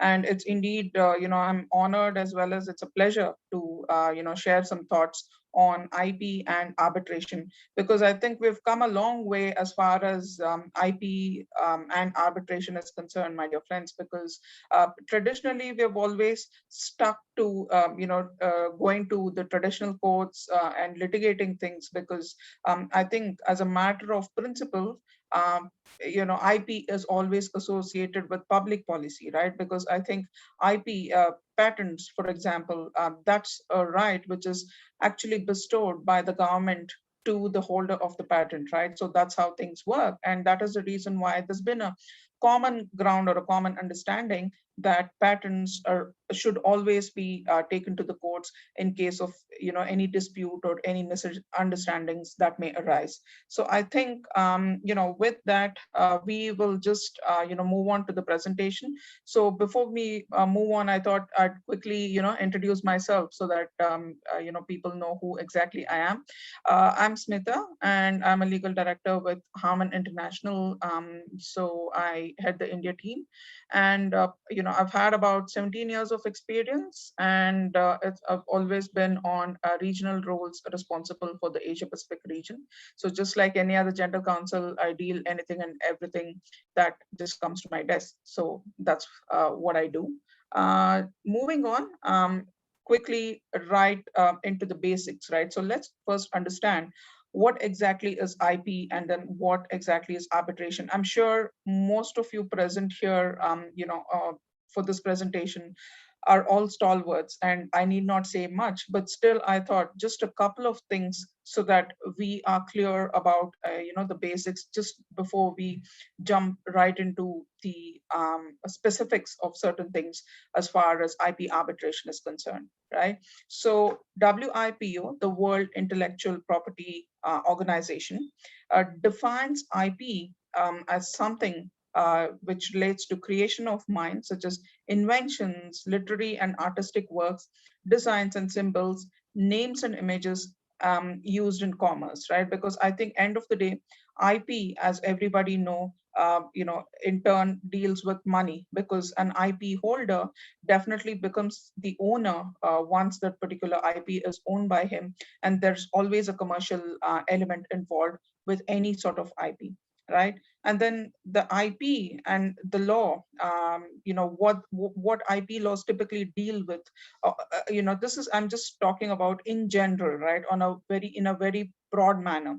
So IP laws typically tend to deal with crucial elements such as patents, copyrights, trademarks, right? Because these are the three words or the buzzwords that we keep hearing in the field of IP, right? Because I think these are some of the things which are of commercial importance to any organization or any IP holder, and they enable people to earn recognition, right? And even financial benefits. So I think that is really important. And then in terms of arbitration, what exactly is arbitration, right? So just to give you a brief overview as to what arbitration is, I'm sure most of you already know, but then arbitration is something, which is a mechanism which tends to have a fair resolution of any disputes in relation to a dispute, right? I mean, and that arbitration is actually, it involves two parties, I mean to say the disputing parties, and then they have an impartial third party. So the mechanism actually tends to vary, right? Because depending on what the parties have decided, in the sense that the parties are free to choose any arbitrators, right? I mean, they can mutually decide on a mutual third party arbitrator, or they can go ahead with the particular law of the land in relation to arbitration, right? So, certain arbitration laws actually give very specific terms in terms of an appointment of an arbitrator. So this is what arbitration mechanism is all about. And the aim of arbitration is to make things simplified, right? So it just tends to cut short the whole process, make it simpler, and makes it an effective mechanism for the parties to resolve the disputes, right? And then the parties should be free to agree how their disputes are resolved, and that's subject only to such safeguards as necessary in the interest of the public at large, right? So nothing can be contrary to the public policy. And the third most crucial elements is that there should be no interference of the courts whatsoever, right? And that is the reason why arbitration awards are normally binding, in the sense that they can't be disputed further, right? So there's no room for a court to step in. However, there are certain jurisdictions which again allow certain matters to be appealed, right? But not everything. So that is the beauty of arbitration, as far as, and the same thing is actually applicable even to the IP disputes as well, right? So now backtracking a little bit, let's see, with respect to IP, what was the traditional views, right? So like I said a while ago, IP rights in particular, were concerned to be, where um, all the nations claim that they are a matter of national pride and national property, right? Because IP rights were something which were given by the government to their citizens or subjects, right? So that was a basic principle, and basis that was the reason why traditionally it was viewed that the parties or any disputes in relation to the IP, could only be heard by the national courts or the courts of the particular states. And this is how, basis this, the laws were also drafted similarly.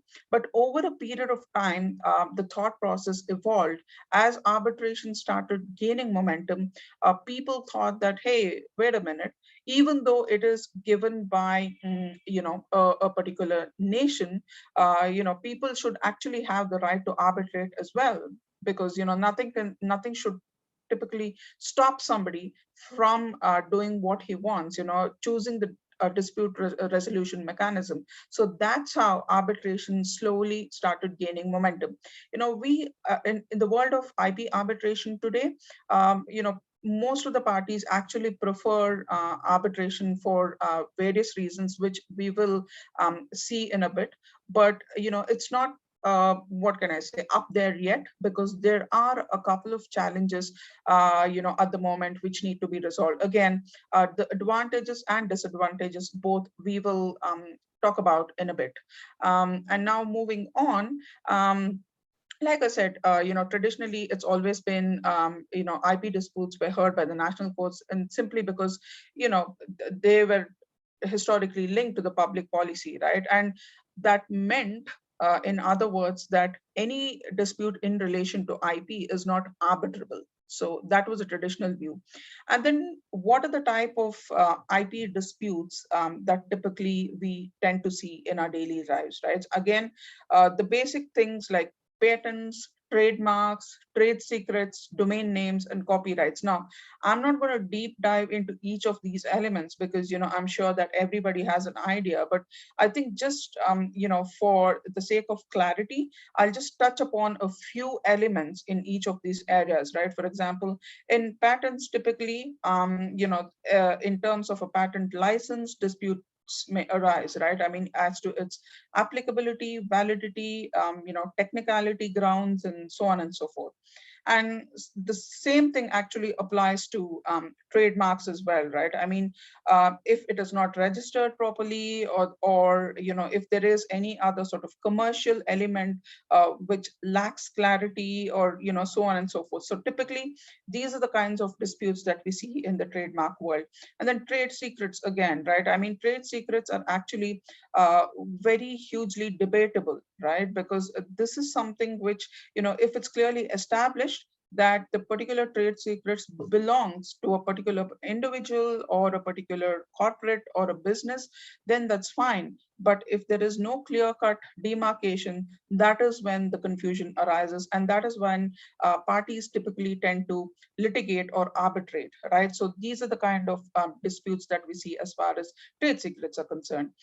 Next, domain names and copyrights. I think similar issues, my dear friends, because domain names are something which have to be registered, and once that registration process is complete, the IP would vest with the owner, right? And similar is the thing for copyrights, right? And the nature, the extent of domain names and copyrights, these are some of the other, angles that we would typically come across from a litigation and arbitration perspective. And then most IP disputes, like I said a while ago, arise from infringements, right? Because most of the cases, be it a patent infringement or trademark infringement, this is what we typically tend to see, right? And, people litigate or arbitrate and make sure that their particular IP is actually protected. And then the other common dispute that we see is on the validity / ownership of the particular IP rights, right? So this is again a very common thing. And then breach of contract. So contracts is where most of the disputes actually arise from, because if a contract is not well drafted and if the contract is ambiguous, then that is where we've seen most of the disputes, in IP, be it the flow down terms or be it the, license terms, and, be it the validity, and, it can, IP exists in all sorts of contracts today, right? I mean, be it a product agreement, or be it a typical licensing agreement, or any subcontractors which are involved in a particular transaction, even there, there is that element of IP.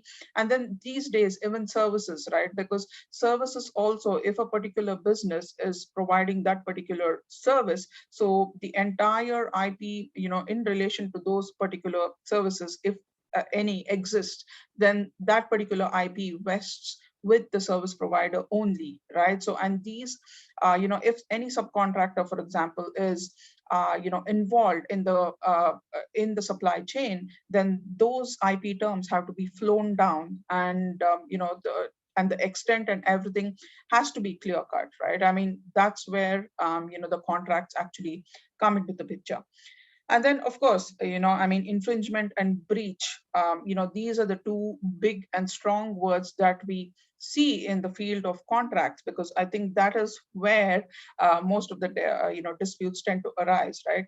And like I said a while ago, infringement and breach of contract claims are considered to be arbitrable in most jurisdictions. That is simply because a contract is a binding document, between the two parties which entered into that particular contract, right? And then if the parties have already agreed the mechanism, the way a dispute should be settled, and so on and so forth, then that becomes binding. So I don't think there are any, there are no two ways about it.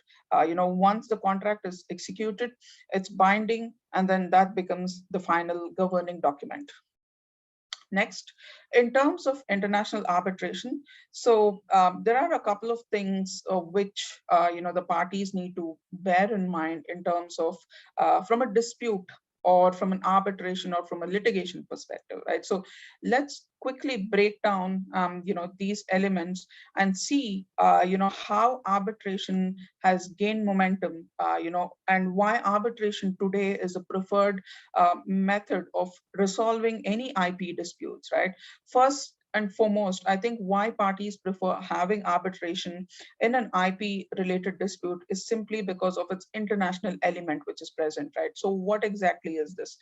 Now, a global patent litigation, for example, and typically tends to involve multiple cases in multiple courts, in multiple jurisdictions, right? So it typically in today's world, there are cross-border transactions involving different IP elements in different jurisdictions, which treat that particular IP in a different manner, right? For example, what is an infringement in one particular country may not be infringement in another country where the parties are doing business with, or where they're trading, right? So this is just one particular angle to it. So there are different elements which are involved where cross-border transactions and cross-border IP involvements are concerned, right? So this is something which can be easily overcome when the parties choose arbitration. This is simply because any sort of problem or multiple problems can actually be resolved simply by submission to an international dispute, simply by submission to the arbitration, because I think arbitral award is final and binding, and has far-reaching effects, right? So an IP award is actually can be made enforceable for all the countries, where in respect of which that particular dispute arose, right? So this is one very good element in the arbitration of an IP dispute, because I think that simplifies things to a great extent. Next thing, of course, is the expertise and technical knowledge of arbitrators, right? I mean, in a traditional court setup, a judge hears the disputes, and then his limited knowledge, it makes it difficult for arriving at a proper conclusion, right? I mean, I'm not telling just that judges are not qualified, but judges are actually qualified in their own sphere, which is law. But technically they may not really have the expertise, because judges also in deciding an IP dispute actually tend to typically rely on a third party's judgment, right? Because an expert witness would be called, and basis that the judge will actually conclude the case. But whereas that doesn't happen in an arbitration, right? Because here one of the arbitrators can actually be the subject matter expert. So it's a quicker way of resolving disputes, because you have all the required knowledge right there. So a third party need not be involved, and this makes the process more efficient. So this is one very good thing.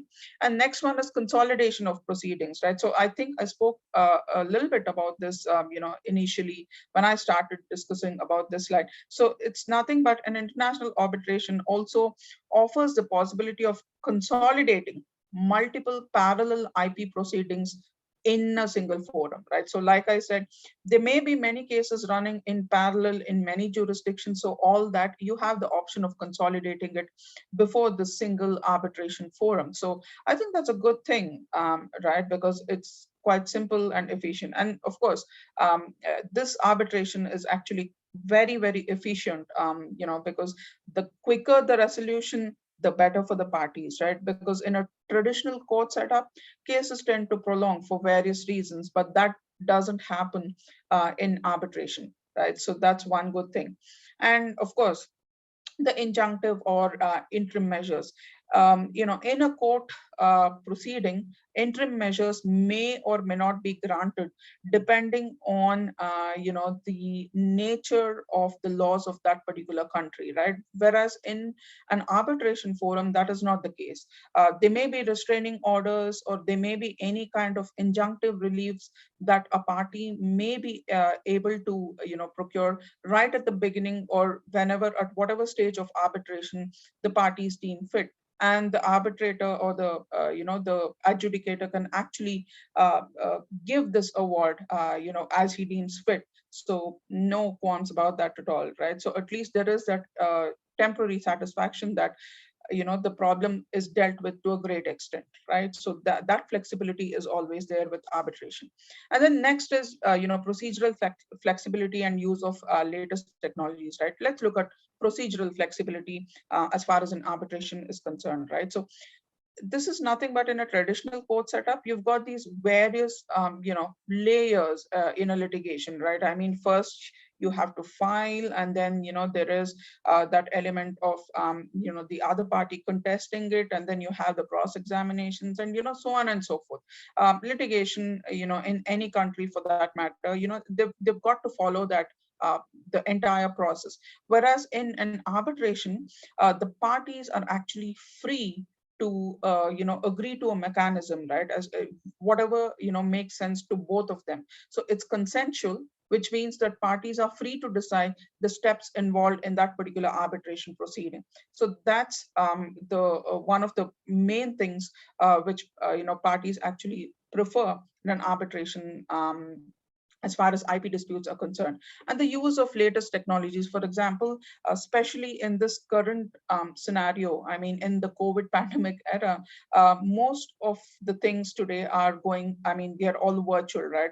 Even the courts, for that matter, are actually virtual. And then apart from going virtual, especially at least in the field of arbitration, latest technologies are being used, which means that, all these technologies have replaced the age-old traditional ways of doing things and manner in which things are done. So this actually speeds up or results in an efficiency, right? So again, that's a good thing. And then finality, like I said a while ago, the parties have very, very limited appeal options in an international arbitration, because once the award is out, that becomes a final and binding. Except in very, very limited circumstances, the parties can challenge, but they are actually very limited, as opposed to a traditional court where appeals are allowed. I mean, innumerable appeals are allowed actually. So that sort of prolongs the entire litigation, right? And that's something that we want to avoid. And then confidentiality, of course, any court proceeding it's a public thing, right? I mean, it's always there in the public domain, and then anybody can access it and, you know, get hold of any information. Whereas in an arbitration, it's behind closed doors, and when the award is out, except the parties, no third party will, you know, have any idea. So that's confidentiality is of utmost importance in an arbitration proceeding, right? And of course, last but not the least, enforcement. So I think there are about 168 countries today in the world who are signatories to the New York Convention, which means that all the signatories to the New York Convention can have any arbitral awards enforced, right? So that becomes very easy. And now, you know, these are the good things, right? Now, what are the disadvantages or the cons of having arbitration in the IP dispute world? So that, you know, the first and foremost, I think, typically what we tend to see is a problem arises when an arbitration award with respect to a specific IP right may not be enforceable everywhere in the world, right? For example, what happens in a scenario where you know, a particular country is not a signatory to the New York Convention? So that times it is a challenge, right? Because it cannot be enforced. So parties are in a limbo as to what to do. So I think before thinking about arbitration, a couple of things which the parties need to bear in mind is, of course, you know, the contracts in particular, which are the starting point for any sorts of dispute or any transaction for that matter, should be carefully drafted. And before drafting in an IP scenario where any IP is involved, a couple of things that the parties need to bear in mind is, one, of course, the existing laws of that particular country or whichever country in the world that the parties intend to do business in, right? Because the laws should actually be clear, and they should the party should be able to articulate as to which law is it that is going to be applicable if any dispute arises in the future, and so on and so forth. So, you know, I mean, when the contract is actually comprehensive, that actually gives I mean, makes things very, very easy, because tomorrow if there is any dispute and if the contract is ambiguous, that is where the challenges arise. Next thing the parties need to bear in mind is on the applicability, right? I mean, so I think we've seen here in this scenario, you know, especially with respect to New York Convention, right? I mean, if a particular country is not a signatory to the New York Convention, then enforcement is a huge challenge. So I think this is another thing which the parties need to bear in mind as to, you know, what would be the best mechanism to have when they're dealing in cross-border issues in relation to IP. So I think these are the couple of things. And then also, I think, you know, whether or not that particular matter is arbitrable in a particular jurisdiction, right? For example, in countries like South Africa, arbitration and IP is a big no, you know, because that's not recognized at all. So you can't actually have arbitration clauses or anything relation to with respect to arbitration, you know, in your contracts or in your dealings, right? So that is actually prohibited by law. So there's nothing much that the parties can actually do about.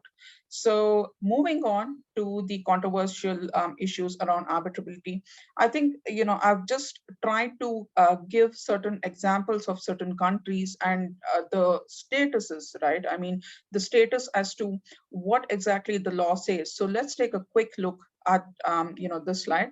First is, of course, the UK, and there's actually no statutory definition on IP arbitration as such, right? I mean, there are no statutes which clearly define whether or not you can have, but typically trademark and copyright issues are considered to be fully arbitrable in the UK. And in the US, patents, again, parties are free to choose arbitration.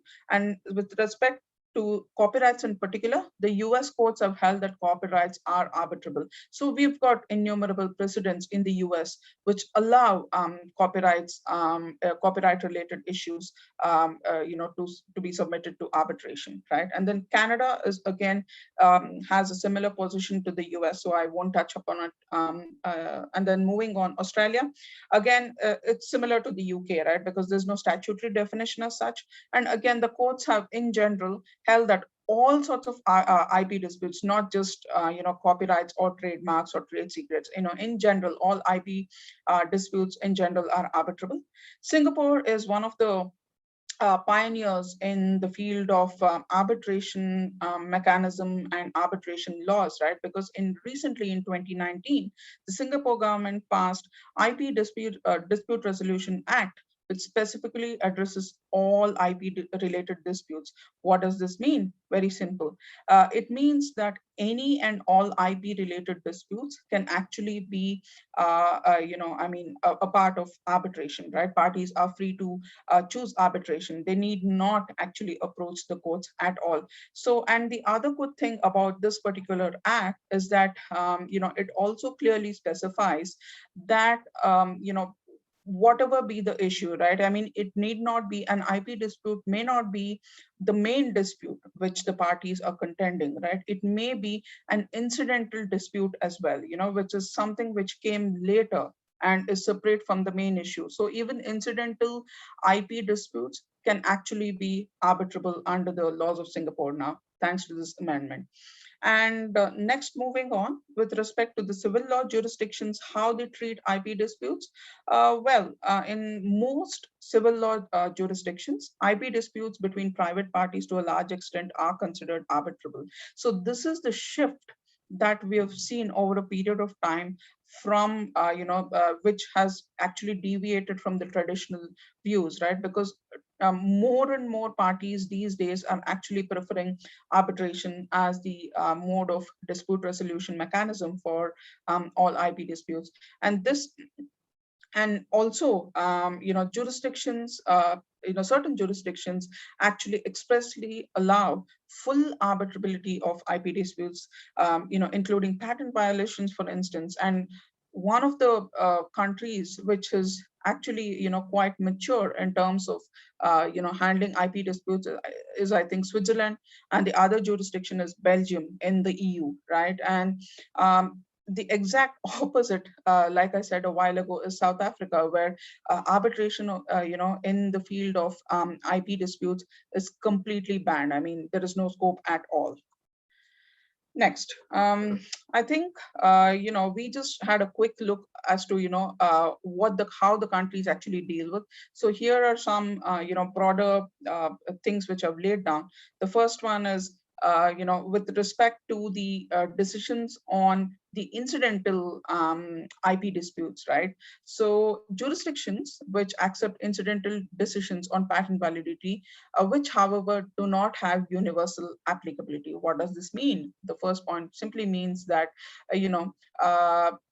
if, for example, if an IP dispute, arises in a particular country, but then the laws of that particular country are not binding on, universally, then that is a problem, right? So, if, the parties, for example, arbitrate on this particular issue and you have this enforcement challenge, then that is a bigger challenge, right? That is something which the party should actually consider. And then there are certain jurisdictions where there is no express law on the matter, and arbitrability is actually a matter of debate, because I think when the laws are silent, that gives a lot of, there is a lot of ambiguity, right? So that itself becomes a matter of debate. And this is a huge, challenge that we've seen as far as arbitrability is concerned. And then next, certain IP related issues are granted and granted by individual states and or different national legal systems, so the issues of arbitrability are actually treated differently in different nations. So again, there is this overlap, and then there is this ambiguity, and so on and so forth. So this is actually deemed to be one of the most controversial topics today in the field of IP arbitration, right? I'm sure that laws are evolving, and world is changing. So I'm sure much work is going on right now. So I think the key here, to remember is before moving into any arbitration, please consider all these issues, right? So, and then moving on, quickly, I just wanted to touch upon WIPO because this is an organization, World Intellectual Property Organization. It was established in the year 1994 at Geneva. And what it does typically is it's got its own set of specialized procedures, and there's something called as the WIPO Arbitration and Mediation Center, which I'm sure many of you would have heard about. And this center, in fact, has its own procedural rules, and that came into effect very, very recently on 1st Jan 2020. So they've got this clear set of procedures where, which the parties can actually, most of the parties actually, have this in their contracts and, any other documents governing their IP, because, they are very clear-cut rules, very efficient. And I think, because Geneva is kind of one of the pioneers, in the field of IP-related laws, this is actually gaining momentum, and more people are actually signing up to WIPO procedures, right? And I think there's this pie chart here which shows, why the parties are actually preferring this, because it's really good in terms of the desired outcome is actually achieved. So I think that's the end of my presentation. I hope that people got to gain some knowledge, because I just try to keep it as simple as possible. So I'm, any questions or any comments or anything, welcome. Thank you. Thank you so much for your mind-blowing presentation. Now, before we move forward, I would like to ask some questions from you. So my first question is, how we can mitigate the concerns related to IP rights? Sorry, I didn't get you. Can you repeat it again? Yeah, I can. How we can mitigate the concerns related to IP rights? How we can mitigate the concerns relating to IP rights. So I think, well, there are a couple of elements involved, right? I mean, it depends on what sort of IP right we are talking about, because like I clearly outlaid in my presentation, there are various elements in an IP, right? Maybe it's a patent issue, or maybe it's a trademark issue, or maybe it's a copyright issue. So exactly, I mean, first, the nature of the dispute has to be ascertained, right? So when we know what exactly is the dispute, and in that particular area, the typical things that we tend to see, because if it's a trademark, then typically it's around trademark infringement, and that is the IP issue that we often come across. So depending on the type of the IP that's involved, the type of and also with respect to applicability, right? I mean, if that particular IP is going to be applied like everywhere in the world, then we'll have to be cognizant of the laws of the particular country in which that IP would be dealt with, right? So these are a couple of things that come to my mind. Yeah. So my next question is, how do you forecast the future of IP industry, mainly in post-COVID era? Post-COVID era, I would say things are changing, and the challenges, like I laid out, the biggest challenge that we see is in terms of enforcement, right? I mean, what if the particular countries are not signatories to the New York Convention, right? So from an enforceability perspective, that's a big challenge. And I think post-COVID, people are definitely going to take a big look at that, because if that is fixed, I think the rest will fall in place. And also, I think more work needs to be done in terms of coming up with standard contractual clauses, right? Because in the world of business, contract is everything to a business, right? So if we have, robust clauses which deal with effective dispute resolution mechanism as far as IP is involved, I think that's another thing that parties are taking a look at. And of course, last but not the least, in the COVID era, I think a lot of disputes actually came up which were unknown, right? For example, cybersecurity threats and whatnot. We have seen a whole bunch of IP related related issues which have come up, which probably wouldn't have been the case in a normal run-of-the-mill kind of a scenario, right? So these new issues are the ones in particular which the businesses today are focusing. Explain the international arbitration IP disputes. Sorry, I didn't get you. Can you explain the international arbitration IP disputes?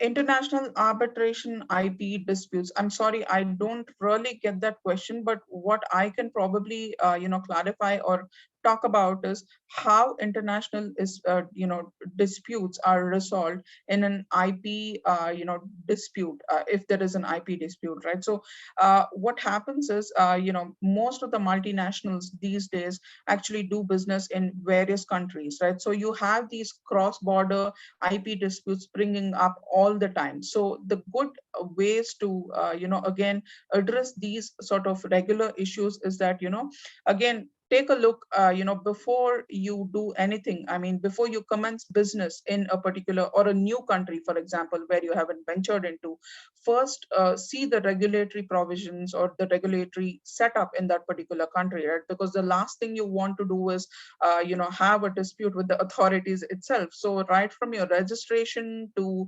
setting up of the right IP related governance mechanisms to and then next is of course the contracts, right? I mean, if you're going to have potential customers in that particular country, see how you can have your contracts worded so as to avoid any kind of disputes, right? And then last but not the least, try and adopt arbitration in the course of your dealings, because I think that's the way to go. But also at the same time, be mindful of the local laws which prohibit or have anything which is which is a controversial thing, right? So you need to be mindful of these elements in particular. Okay, my last question from you is, what strategies your company have adopted in these difficult times? From an IP perspective, I'm presuming. So I think the first thing is, of course, securing the IP, right? Because in the COVID era, we've seen that there are a lot of counterfeits which are being, in circulation everywhere, right? So how do you actually deal with counterfeit products? That's one big challenge, at least for a product company like ours, because constantly there's somebody or the other who's trying to make money in the name of our products or using our brand. So I think that was the first thing that we tackled.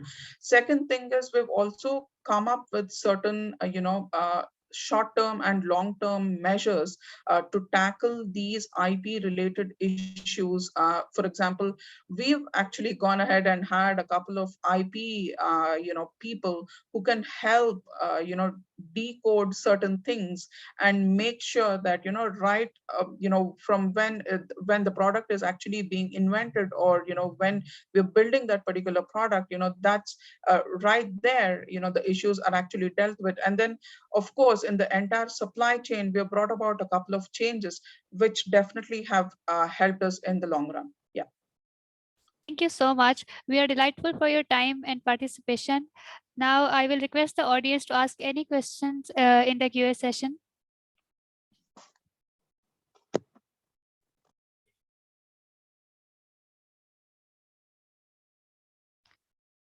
So now our next presenter is Michelle Perez, who is working as VP Content Partnerships and Licensing at Mondia. So everyone, please welcome Michelle. Hello, hi. Hi, how are hi you? everybody. Good, good. Thank you very much. Thank you. Okay. So we welcome you at our conference. Thank you so much for being a part of our conference. So Michelle, kindly share your screen with us. Thank you. It's done. Can you see it? Yeah, we can see it. So okay, Michelle, perfect. Yeah, now you can start your presentation. Great. So good morning, everybody. I'm Michelle Perez, VP of Content and Partnerships at Mondia. We provide telcos around the world with technology solutions around entertainment, e-health, and fintech. I have more than 15 years experience in the digital licensing industry across different types of media and platforms, notably in the video games sector, where I led Gameloft's licensing department for more than 10 years. Gameloft is one of the video game, mobile games moguls worldwide. Currently, I'm also involved with DAO Education, which is an organization which provides education on blockchain, decentralization, and crypto in the Spanish and Latin markets. So today, I'll be combining these two interests of mine, IP management and blockchain, to speak about NFTs and the future of IP.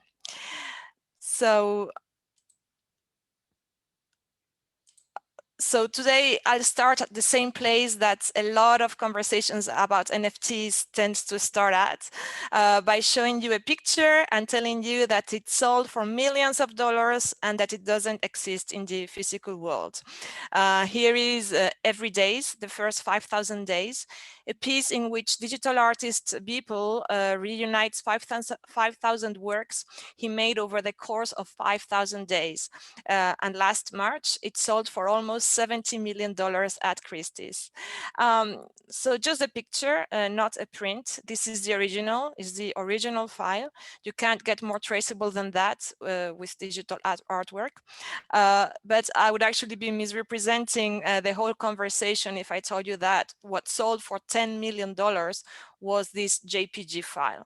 What sold for $10 million was a digital immaterial ownership certificate of this artwork in the form of an NFT, a non-fungible token. There are people out there selling and buying immaterial digital work in exchange for immaterial certificates of ownership written in the Ethereum blockchain. In fact, in the first quarter of 2021, $2 billion was spent on NFTs, and there are twice as many buyers as there are sellers. The market has grown approximately 2,000% in just a couple of months. I would like to explain, therefore, what is going on here, untangle all these terms and these ideas, and explain what they mean for intellectual property management in the years to come. So what is an NFT?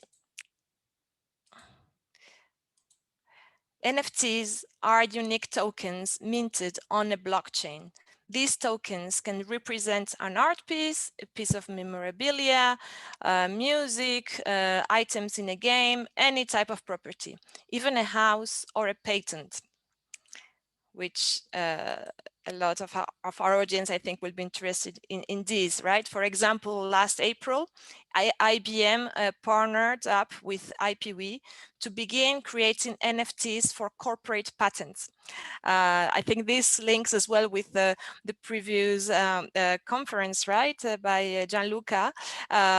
Indeed, I think there are already activities that go towards this blockchainization of the IP world, right? So these NFTs will be hosted by IBM Cloud and powered by the IBM blockchain. So every NFT, let's go a little bit deeper on what actually an NFT is. Every NFT represents a different asset. So every NFT is unique. That's why they are non-fungible tokens. They can't be replaced for something of the exact same value because their value isn't just monetary, they are unique. That's why early adopters come from the art world and collectibles, although as we will see later, there are a lot of applications in other areas such as gaming and music. As you can see, my presentation has quite a practical approach in terms of, okay, how do you apply this? How does this this translate into business. So, for example, a signed sports card, you know, the sports stickers that are very popular in the States, for example, where people collect baseball cards, or here you have the Panini albums, can cost hundreds of times more than the sum of its materials and transportation costs, right? So the fact that now with an NFT we can render one of these collectible cards unique, it's amazing. So the true value of NFTs and why I decided to discuss them today has to do with the blockchain they are minted on and the possibilities that blockchain opens, as we already saw a little bit earlier today, and that we're going to continue exploring right now. So the records on a blockchain are objective, inalterable, and universal. If you want to record some important information somewhere where no one can tinker with it, record it on a blockchain. For instance, if you register a patent on a blockchain, you'll have easily verifiable proof of when you registered that patent and what that patent represented. On the other hand, blockchain protocols aren't biased by local regulations. That's why the possibility of doing intellectual property management on the blockchain is so exciting. We could have a transparent, globally valid system to register, transfer, and verify intellectual property ownership. Blockchain could be the key to adapting IP management to the born digital, born global businesses of this era. But all this is very exciting, but let's not get ahead of ourselves. I mean, first, I think it's worth mentioning as well some of the challenges and the shortcomings of NFTs related to IPs. A common argument against NFTs is that they can be screenshotted. As we've already discussed, buying an NFT doesn't mean buying a JPG. It's a little more complex. Plus, having the token doesn't necessarily mean, for example, having exclusive distribution rights to an image. That's not what the buyer is getting unless that's agreed between the seller and the buyer. Because at the end, I mean, at a fundamental level, NFTs, I mean, like all other blockchains, tokens are smart contracts that Gianluca so well explained during his note. So every NFT comes with terms and conditions. So for instance, every time an NFT gets resold, the smart contract may say that it has to send a percentage of that transaction to the artists so they can continue profiting from their work. Here we are talking a little bit about art theft, for example, which is not new, but it's a very sophisticated way to steal art, right? Tokenizing stuff that doesn't belong to them. But I'm not an expert and I'm not getting too deep into this, but this is one of the clear challenges that NFTs applied to the actual art world, or where we can see this risk. Okay, there are other challenges as well. For example, you've probably heard the ecological case against NFTs, right? Which has to do with the environmental impact of cryptocurrencies in general. Again, that subject exceeds a little bit the scope of this presentation. I'm not a specialist, but it needs to be mentioned at the very least. So minting an NFT has a considerable carbon footprint, which developers have been working to solve. It's expected that the new version of the Ethereum blockchain will significantly reduce its carbon footprint. But once more, that's a whole different topic that deserves to be addressed on its own. but yeah, whenever you hear notes about this topic, this is, for example, the big reason why now Elon Musk decided not to accept Bitcoin to pay for his cars, right? It's like, oh, the carbon footprint, because it was contradictory with one of Tesla's big principles, right? That it's eco-friendly and so on. So, yeah, it's evolving very quickly. I'm sure that they will soon find a solution for this. So, moving forward, let's take a closer look at the possibilities that NFTs and similar smart contracts open up for licensing and IP. So, smart contracts such as NFTs, as we said earlier, are inalterable, objective proofs of ownership agnostic to local legislation. But that doesn't mean that they can't be subjected to a more or less centralized institution. Eventually, an authority that verifies the application of smart contracts may be necessary. Or existing institutions may include smart contracts into IP-related legislation. This may be, and well, it is especially necessary when it comes to conditions such as the payment of royalties or general compliance with the rules of the contract. And after all, even if blockchain is about decentralization, at the end, power naturally tends to concentrate. And so even in decentralization, there are always institutions that provide some sort of legitimacy to new developments and build trust. A few years ago, there began to be discussions regarding the possibility of IP offices implementing a smart blockchain-based IP registries. And can't remember where this was mentioned earlier by Gianluca, but in fact, there is an ongoing project by the European Union's Intellectual Property Office to leverage blockchain technology to build a blockchain-based IP database. This project began in July of 2020 and is expected to finish in June of 2025. The project card says what I'm showing on the slide. I don't know whether there will be a possibility to circulate the presentation later on. I won't read this now, but yeah, it's interesting how it's evolving, and let's see in June of 2025 what they come up with. Blockchain technology can not just improve upon our current modus operandi, but also solve persisting problems. Let's look into that. So registering a patent, a trademark, or any sorts of intellectual property usually takes months. The special rights over your intellectual property might be geographically restricted, and if infringement ever occurs, you'll have your intellectual property rights questioned in a process, as we've just seen in the previous notes about arbitration, that will be lengthy and costly and yeah, very expensive. So it's a game that's time consuming and energy consuming to play, and the price at the end is, yeah, it's going to trial, which is a situation we all want to avoid.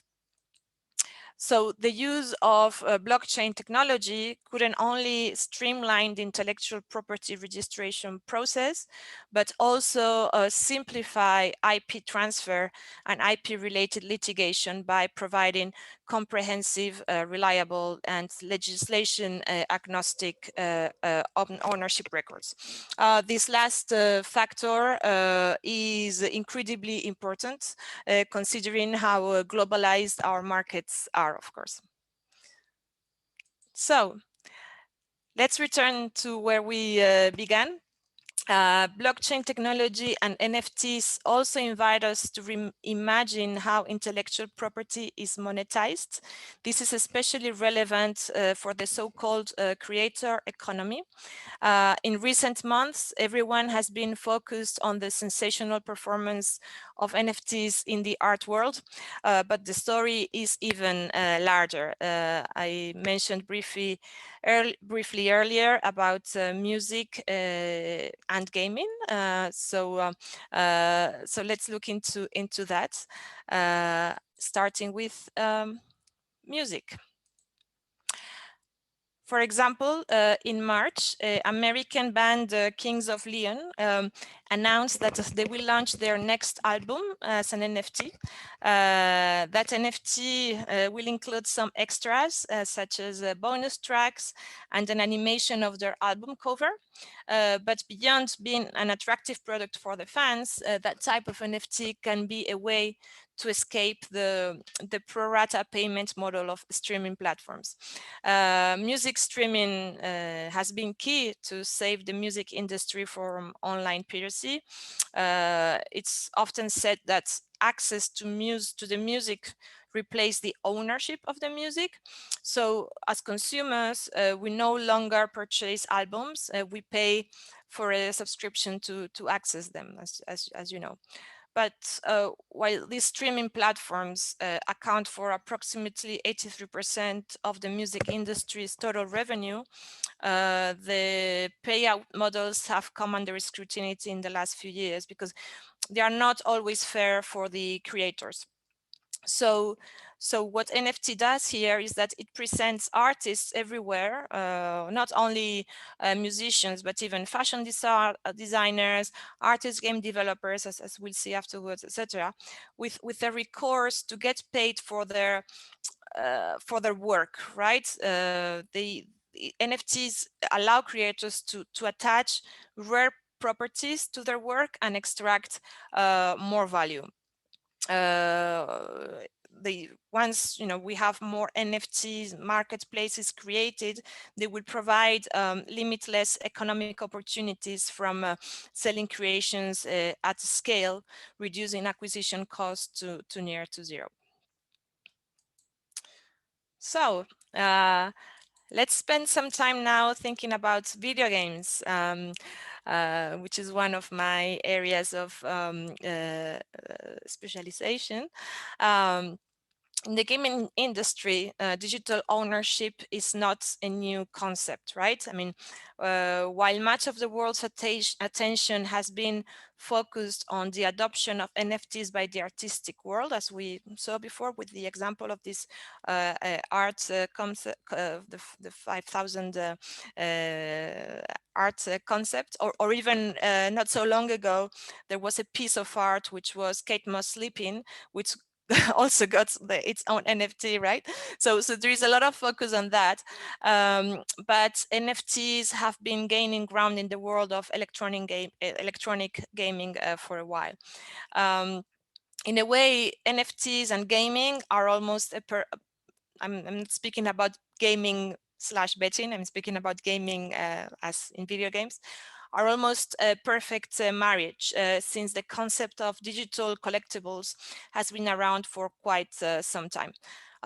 For example, in a wide variety of gaming ecosystems or gaming platforms, as you probably know, if you have children or if you're a player, a gamer yourself, players have the ability to unlock special accessories that can be added to their characters or to the worlds that they live in.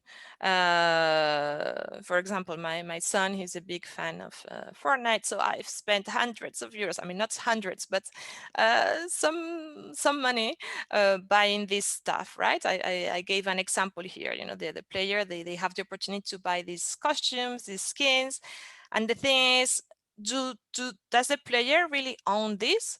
I mean, actually no. I mean, we have invested a lot of money, a lot of time, and we are totally dependent on the platform. Indeed, I mean, gamers who have invested their time and hard-earned money into the virtual worlds are at the mercy of the game's operators. Errors, hacks, or the discontinuation of a game could essentially erase the ownership of valuable digital items.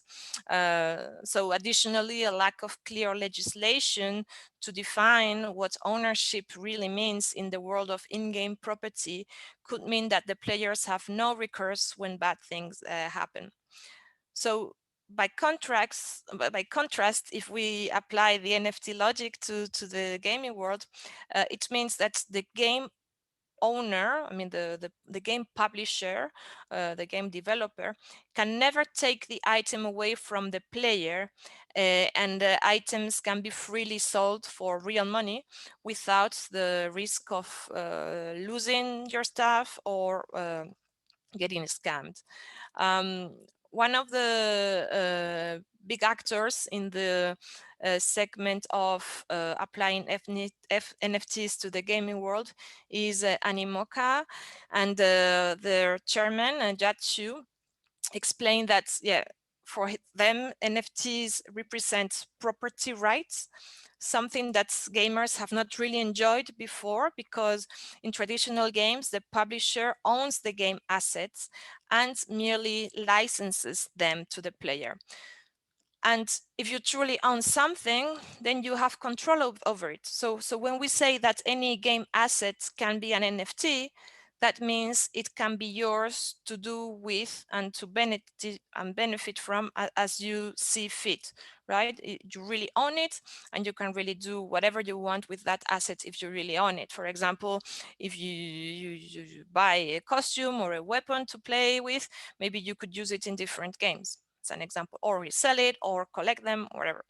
So indeed, so video game creators and companies seem to be viewing NFT technology as the gateway to create robust in-game economies. So in addition to secondary market sales of digital collectibles that are produced by game developers, NFTs could also help build in-game marketplaces where players can earn real money even for content that they created themselves, right?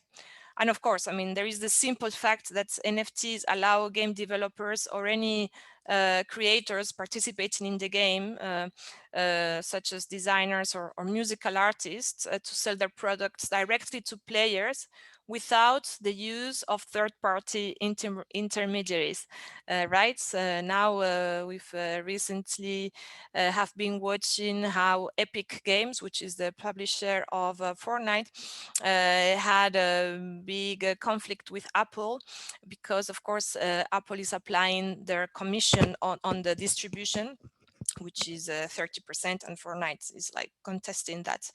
I'm simplifying a lot, right? But yeah, with the blockchain technology, then this type of discussions would be avoided. It would allow the creator to go direct to the consumer. Let me just illustrate this as well with an example. This is a game which is called F1 Delta Time from Animoca. All the assets are NFTs, including the cars, the drivers, the car parts, the suspension, brakes, etc., the tires, the driver gear, even the tracks and events are made up of NFTs, which allows the owner to have true ownership over those assets and consequently trade those assets in secondary markets. So for example, what you see here in March, the Australian edition 2020 car NFT was acquired secondhand for 1.2 million REEV, worth approximately $280,000 at the time of sale, which is amazing. So great. So we're at almost at the end of my presentation. Just a few takeaways. So we've seen that the characteristics of industries that NFTs could disrupt are A, intellectual property locked in restrictive ecosystem owned by companies, and B, creator economics weighted in the favor of big corporations, not in favor of emerging creators. NFTs can be a way for musicians to stop relying on streaming platforms as their only venue for getting an income in the digital economy. For visual artists, NFTs can be a way to monetize digital work or even bypass art industry gatekeeping mechanisms. And in the gaming industry, non-fungible token tech could facilitate the growth of healthier and more expansive secondary markets for digital gaming collectibles. So at the end, yeah, NFTs will do to digital property what open source has done to coding, which is provide substantial opportunities for creation and economic expansion. Thank you very much for listening.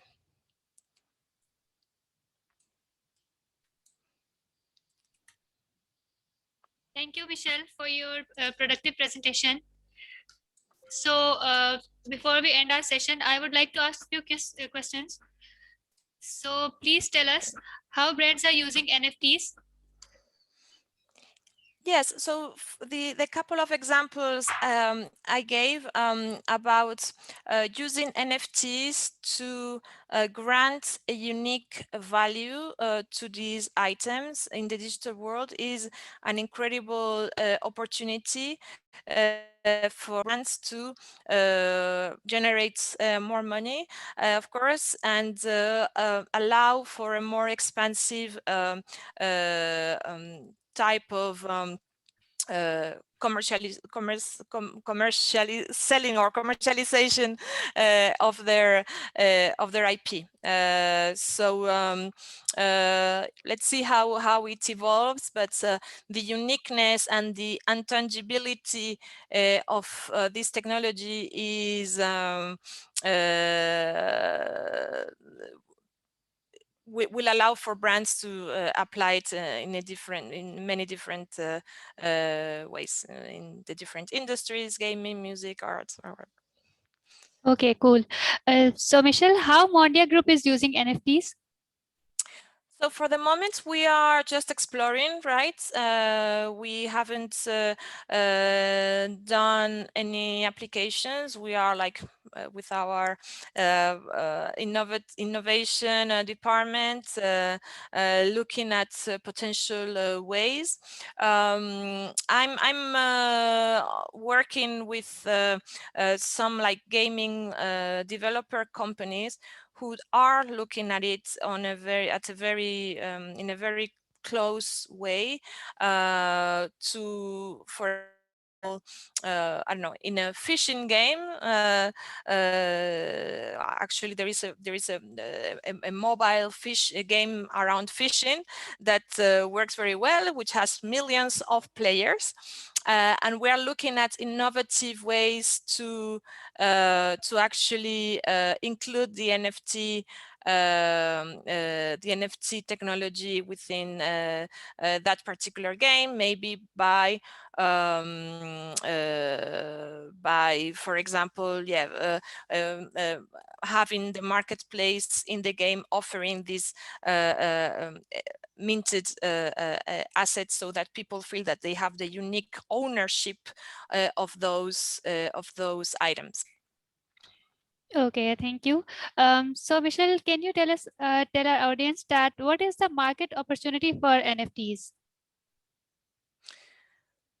So indeed, I mean, just as I mentioned, I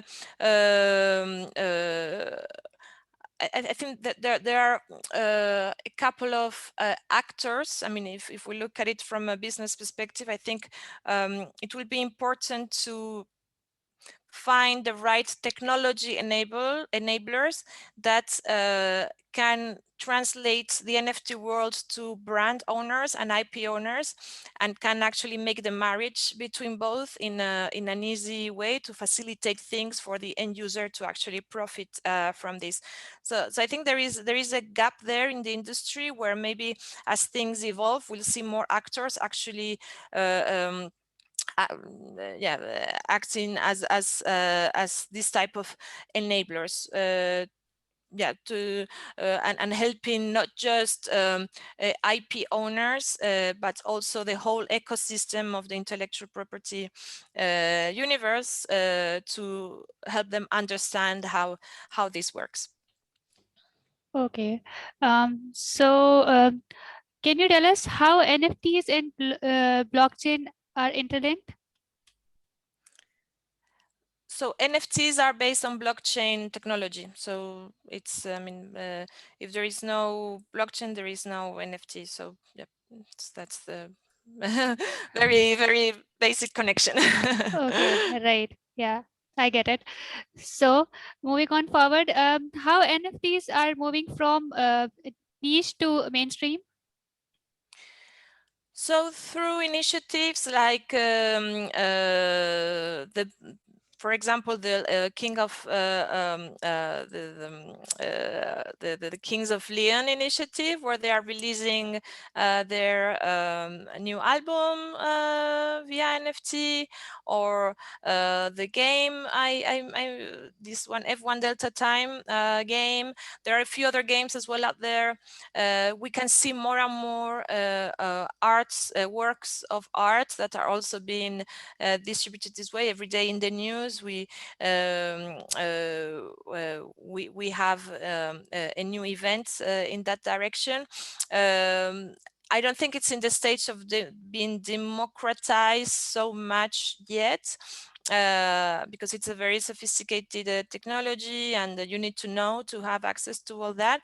But I think that's indeed, as the people get more familiar on the technology, then it will be more accessible to everyone, right? And this is one of the things we are aiming to do with this project, DAO Education, where we're actually educating people for this new world of decentralized economy and individual sovereignty.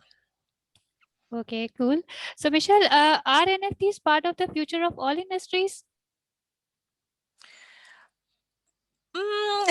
That's a good question. Regarding, the intellectual property industry and the media industry, for sure, I think that's it is fair to say, absolutely. Then, NFTs per se, they are very particular to this type of transaction, right? So to give value to something intangible. But related to that, like the smart contract logic can indeed be applied to everything. And yes, I think one of the comments earlier was, let's ditch the patent traditional registration and let's all do blockchain. So I think that probably many of my colleagues here do agree on that. They foresee a future in this. But still, we are waiting for the different regulations to be defined, such as the European Union one, which will be ready in 2025. So there's still some time to have to be a little bit more patient, or be actors as well. One of the great things of the blockchain economy, NFTs, is that all of us can be an actor. It's the decentralized economy where system, not economy, where really each individual has the power and the sovereignty to create stuff, right? And so I think that's the great opportunity, as long, of course, as you know how to code a little bit. But yeah. Okay. Thank you. So as in the presentation, you mentioned people are stealing and turning it into NFTs. So what strategies we can use to avoid it? So there are specific platforms that do actually cater for that, for avoiding this type of thing happening. But those are like private initiatives that are not so developed yet, right? But yeah, there's a platform which is called a foundation, which, for example, only does business through verified artists' profiles and not with anyone, right? But still, like it's like a grain of sand among the initiatives that could be done for this to be avoided. Thank you so much, Michelle, for your productive presentation. We hope to see you again next time with us. So now I would request the audience to ask any questions in the QA session. Thank you so much for your time.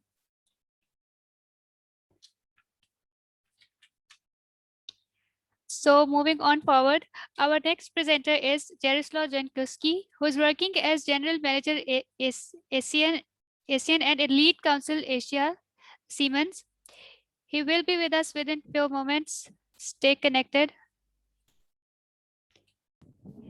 Hello, Jaroslaw, how are you? Hello, all good, thank you. Sorry, the presentation was supposed to start for half an hour later, so that's why I was still muted. No problem.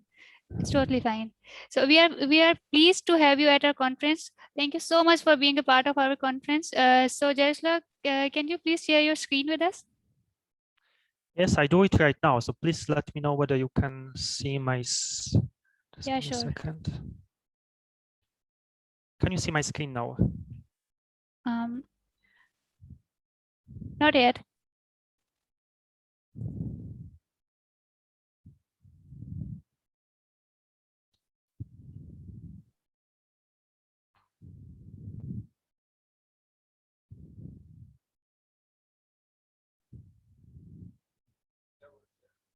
Is it visible now?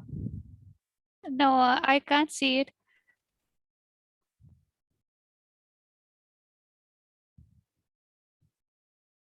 Yeah, it's visible now. So Jaroslaw, you can start your presentation. Okay, do you see my presentation now? Sorry about that. Yeah, we can see it. In the full screen mode. Yeah. Okay, good. Then many thanks once again for the warm introduction and the invite. Sorry for the beginning technical, but it's always the disruption that happens. And let's start with the title itself. When I was drafting the presentation itself, I was thinking that that should be the lesson from Europe. But the longer I go with the analysis and what would be the implications for all of us that are involved in the business, the more I think that it's not really the lesson, it's really the disruption that is going to be caused in the EU. This is a disruption that is going to be caused in EU, but is going to have a global effect. Why? The same case already happened a few years ago with the data privacy law, which got implemented in Europe, but spread to such extent globally that it has also affected also other jurisdictions that have been following the path of the GDPR. The same path or the same momentum I could identify in terms also of the regulatory aspects of the artificial intelligence.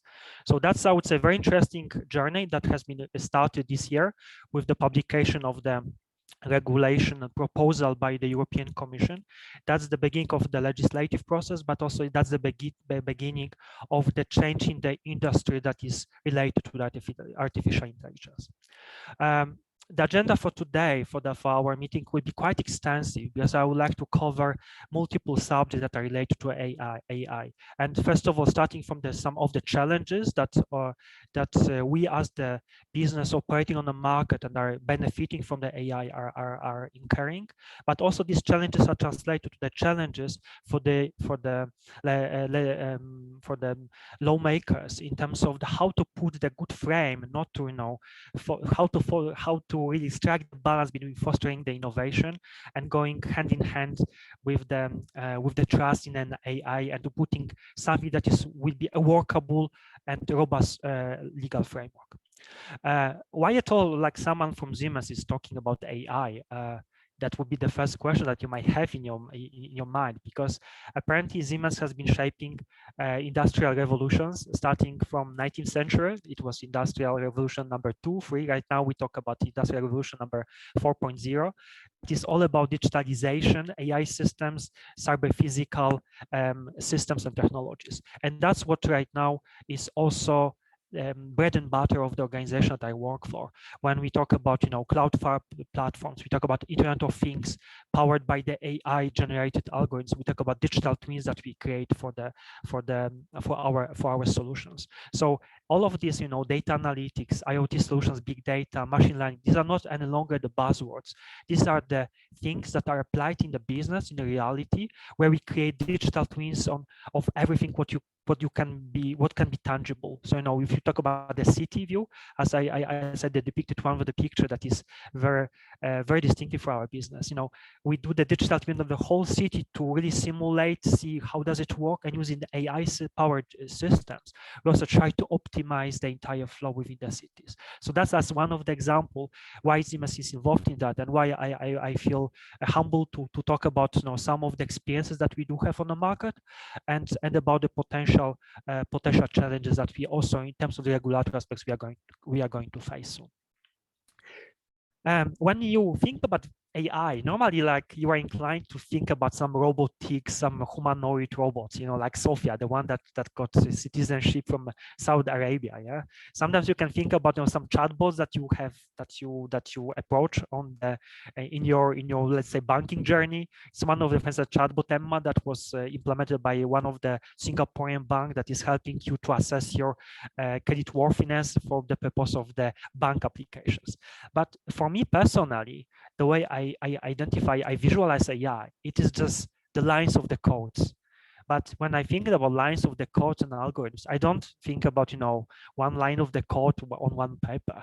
I think about, multiple or millions or billions of the lines of the codes.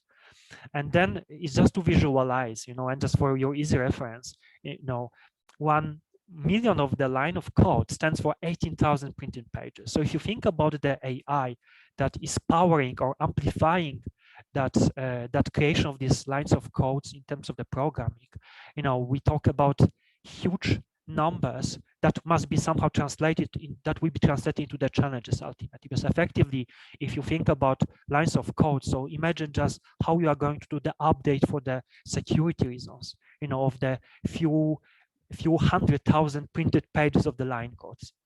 So it's just to give you some for the references on some of the key, I would say, machines that you could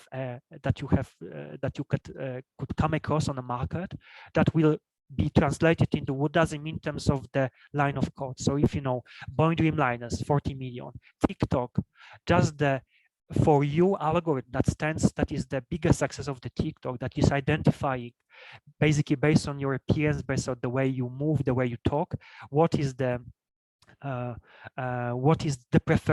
preferences in terms of the videos that you would like to talk. It's like already have 15 million lines of codes. Windows 50, Facebook 60, like any of the modern car that is full of the software, it's 100. Just for the other side, if you think about exponential growth, we talk about Google services are estimated at the level of 2 billion. But what is the most interesting? They're still far away from something that is the biggest in terms of the most challenging, which is the human DNA. Each of our human DNA has more than 3.3 billion lines of code. So in fact, we are the best. That's why we are still, at the bottom of at the top of the pyramid when we talk about, intelligence. Still, artificial intelligence is not yet there in terms of the complexity of the lines of codes, but soon it will be. So right now, it's just a matter how are we going to prepare our legal framework for that.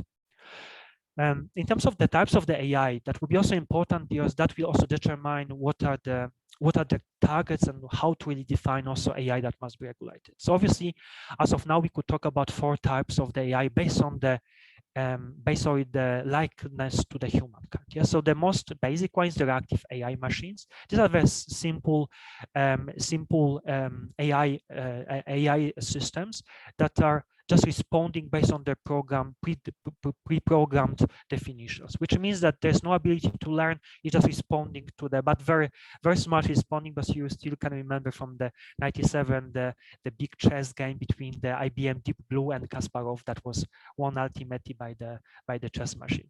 Then we talk about limited memory AI. These are the ones that are the most common. Probably 95% of the currently existing AI systems are based on the limited memory, which means that these are the programs, algorithms that are capable of learning and improving themselves. So this algorithm that is meant to improve themselves, create additional lines of codes, and is going to basically all of the chatbots, self-driving vehicles, all of the basically solutions that are based on the virtual learning. Yeah. Then we talk about the future. Future is like about theory of mind and the self-aware. These are the AI systems that are already capable of understanding the needs of the others, such as emotions, beliefs, or are able also to have such own emotions or needs. But this is still the future, so we are still. But at the same time, if you want to create the robust framework, we already need to think how you're going to address that and how we are going to make sure that it's also waterproof for the really exponentially growing development of the AI. In terms of the looking from the capability potential, also you can make distinction between the three different AI systems. The first one would be the one that is narrow intelligence, that are basically that are having limited capabilities. Yeah, they are doing what they are programmed to. Then we talk about the second generation, that is already the one that is having multifunctional capabilities, same as human or comparable to humans, are able to replicate us, are likewise in terms of the intelligence. And the third one is the one that are much higher in terms of the intelligence in terms of the decision-making capabilities instead of the greater memory. So that's, I would say, again, the future, but that's the future that we need to somehow already right now is the moment to accommodate.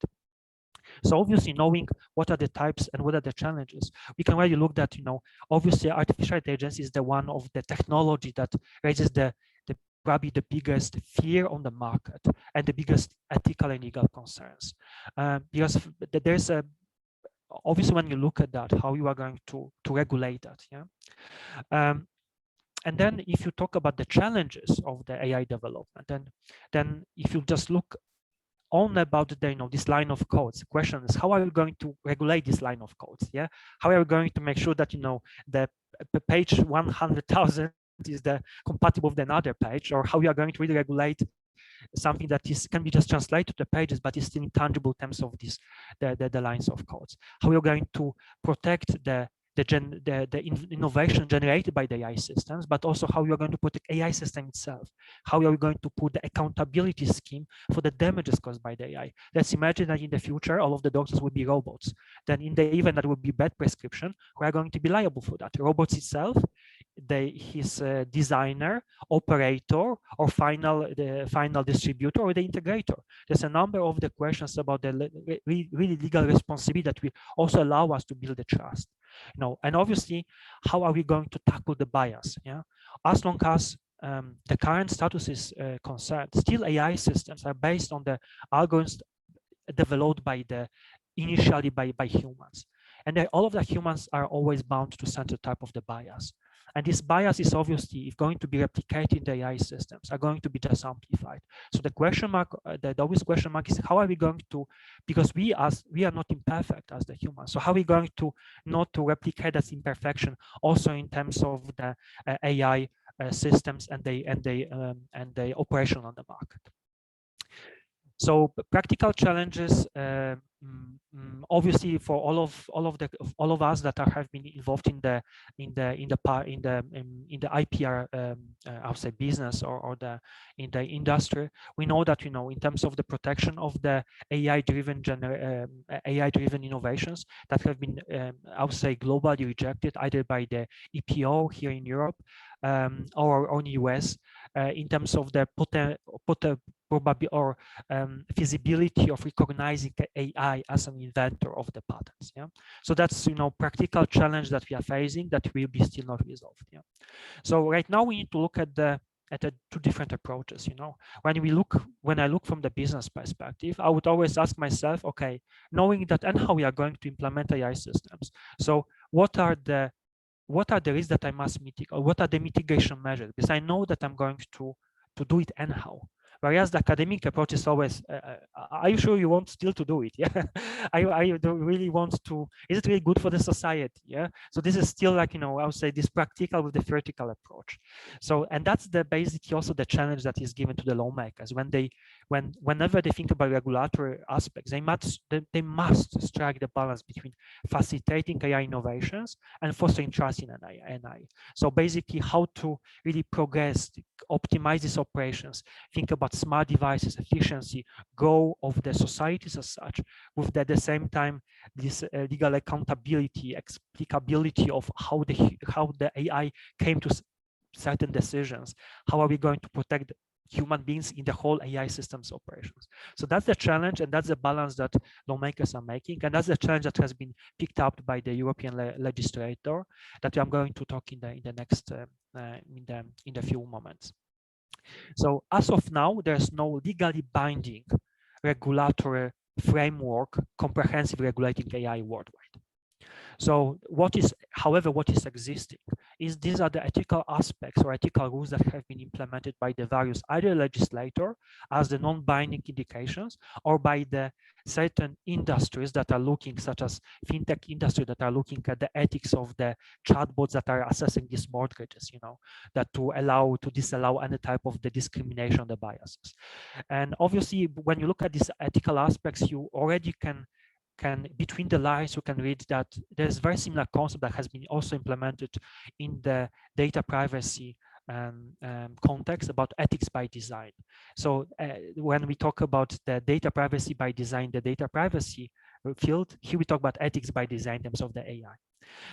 In terms of where we are right now, we are currently in the transitional period when we have these ethical aspects, but are not perfect. They're only addressing the ethical rules that the AI developers should take into consideration, but there's no enforcement so far. So there has been already started a legislative journey in European Union that has started with in 2018 in April, has been continued with the white papers, with the last year European Parliament resolutions about artificial intelligence, and 2 months ago, or even less than 2 months ago, there have been European Commission has published a proposal for regulation on artificial intelligence. It is the first legal framework that is going to comprehensively regulate the AI on the market as such. That's why it would be definitely the regulation to look at, and all of the AI developers or AI industries that are benefiting from AI should have a look at that, because that's going to definitely affect your operations in the same way as data privacy has affected your operations a few years ago. So what's the future? Future is definitely there will be legal framework. Whether we want it or not, there will be binding legal framework in Europe. Still, there's before it will happen, there's still some time to go that we must take to and benefit in terms of the preparation for that to happen. But at this moment, we are already in the position to start evaluating our current systems and how we are going to prepare ourselves. So let me start with the ethical rules that have been implemented in Europe so far. So that has been started with the publication of the guidelines for the trustworthy AI in 2019, and basically the whole core components of the guidelines, ethical guidelines, are based on that are related to the lawfulness, ethical aspects, and the robustness of the AI solutions. And now obviously a 7 requirement that have been also required from any type of the AI system that is going to be promoted or introduced to the EU market. Yeah, I will not go one by one through them.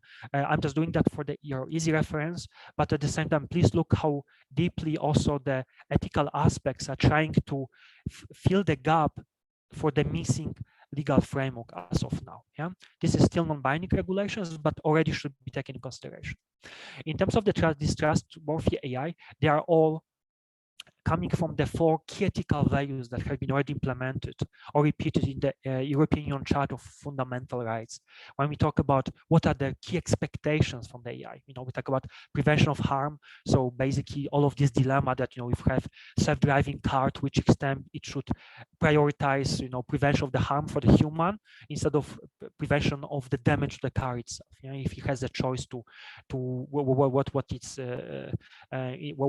once driving. In terms of the fairness, how to create the transparency and non-discriminatory type of the AI, how to respect the human autonomy, how to explain or transparently record the decision making behind AI systems. So these are the already existing, I would say, requirements or indications that definitely have also affected other jurisdictions. So it's just a collection of the multiple ethical rules that have been suggested or implemented worldwide. As you see, there's a common denominator. Definitely the common denominator, I would say, is this trustworthy AI. Because there's always some small differences, but all of the countries are identifying that there's still ethical rules that must be observed, and obviously looking how the GDPR has affected all other jurisdictions. Probably that will be the regulation to look at once you are thinking about what are the rules to be followed by the AI system developers. This is one of the case studies that I normally do with my students. That is always very interesting. It's about that is really like touching really pain point of the ethics of the AI, when you need to think about to which extent really the AI may become independent, that can basically not follow any more humans, but can, in order to prevent that harm, can make its independent decision. I just leave it for you to I would say, to think of. We are not going to, it's not the academic lecture, so I would like to go back to the main subject. So let's then think about what are the legal and IPR aspects of the AI itself, based on the existing regulations. So obviously right now, the Europe itself is promoting itself as the place to be if you want to grow the AI, and if you need to know how to develop your AI regulations. Obviously, that's a very blunt statement, very ambitious. I don't know whether that's really the case, but definitely what must be taken into consideration, irrespective whether you are located in Europe, in Singapore, and any place in the world, is like what European Union is implementing as the rules, because that's going to be probably the landmark regulation for any other jurisdictions to come. So in the interesting part in the European regulatory framework started last October with the European Parliament 3 resolutions about artificial intelligence. So that was basically resolutions that have been issued to the European Commission asking to implement the legal framework. And in terms of the expectation from the European Parliament, they have divided this expectation on the 3 different aspects. One is the ethics framework for AI, where there's a clear distinction for the high-risk AI system. That's very interesting concept, because that's also the concept that will be later on followed also in terms of the liability for the AI causing damage. Then second part is about civil liability for the damages caused by the AI. So that's the thing that European Parliament has identified that it's not sufficiently regulated as of now with the existing regulations. And that's the thing that you must start following in terms of the implementing, in order also to create this legal certainty on the market. And the third one that is very super interesting, that about intellectual property rights. We go one by one right now for them. So in terms of the civil liability, the European Parliament has suggested that there should be basically different liability scheme between high-risk AI and other AI. So high-risk AI would be the one that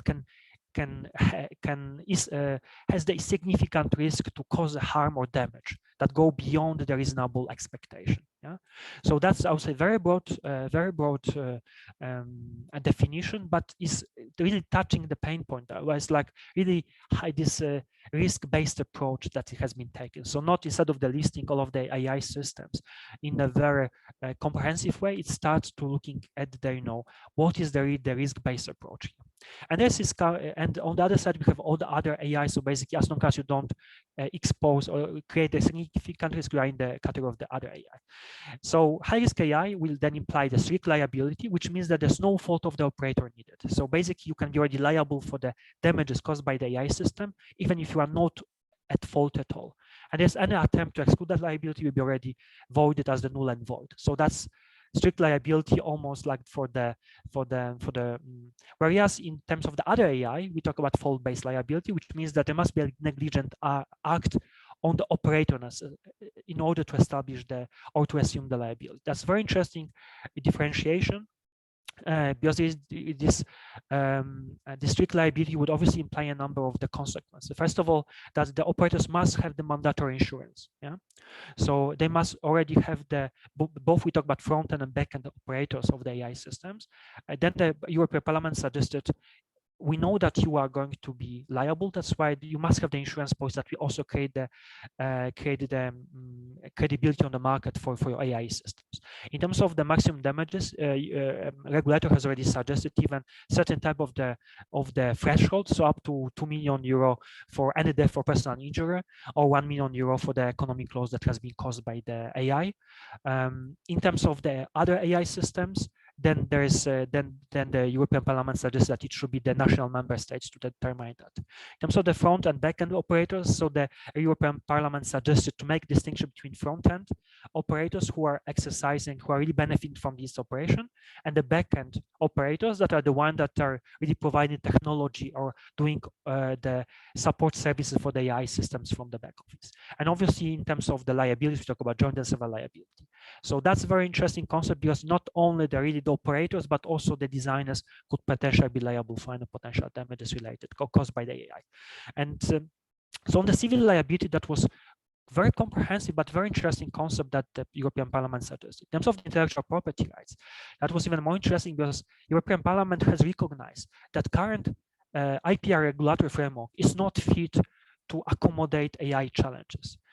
Basically, that does not have so institutions that are currently existing on the market related to the copyrights are not really perfectly corresponding with the, for instance, AI generated creations, because that's not really fall under that. That's why the European Parliament has suggested to create a specific form of the copyright right, just to accommodate that. What is important that it has been confirmed that the AI has no legal personality, which means effectively that the European Parliament would like to maintain the current position that since it has no legal personality, it can also not be the owner of the intellectual property rights. Because intellectual property rights, so innovators or the designers should be still the one that are holding intellectual property rights, but at the same time, in order to bridge the gap between this authorship problem that exists for the AI generated creations, this special type of the copyright will be then created.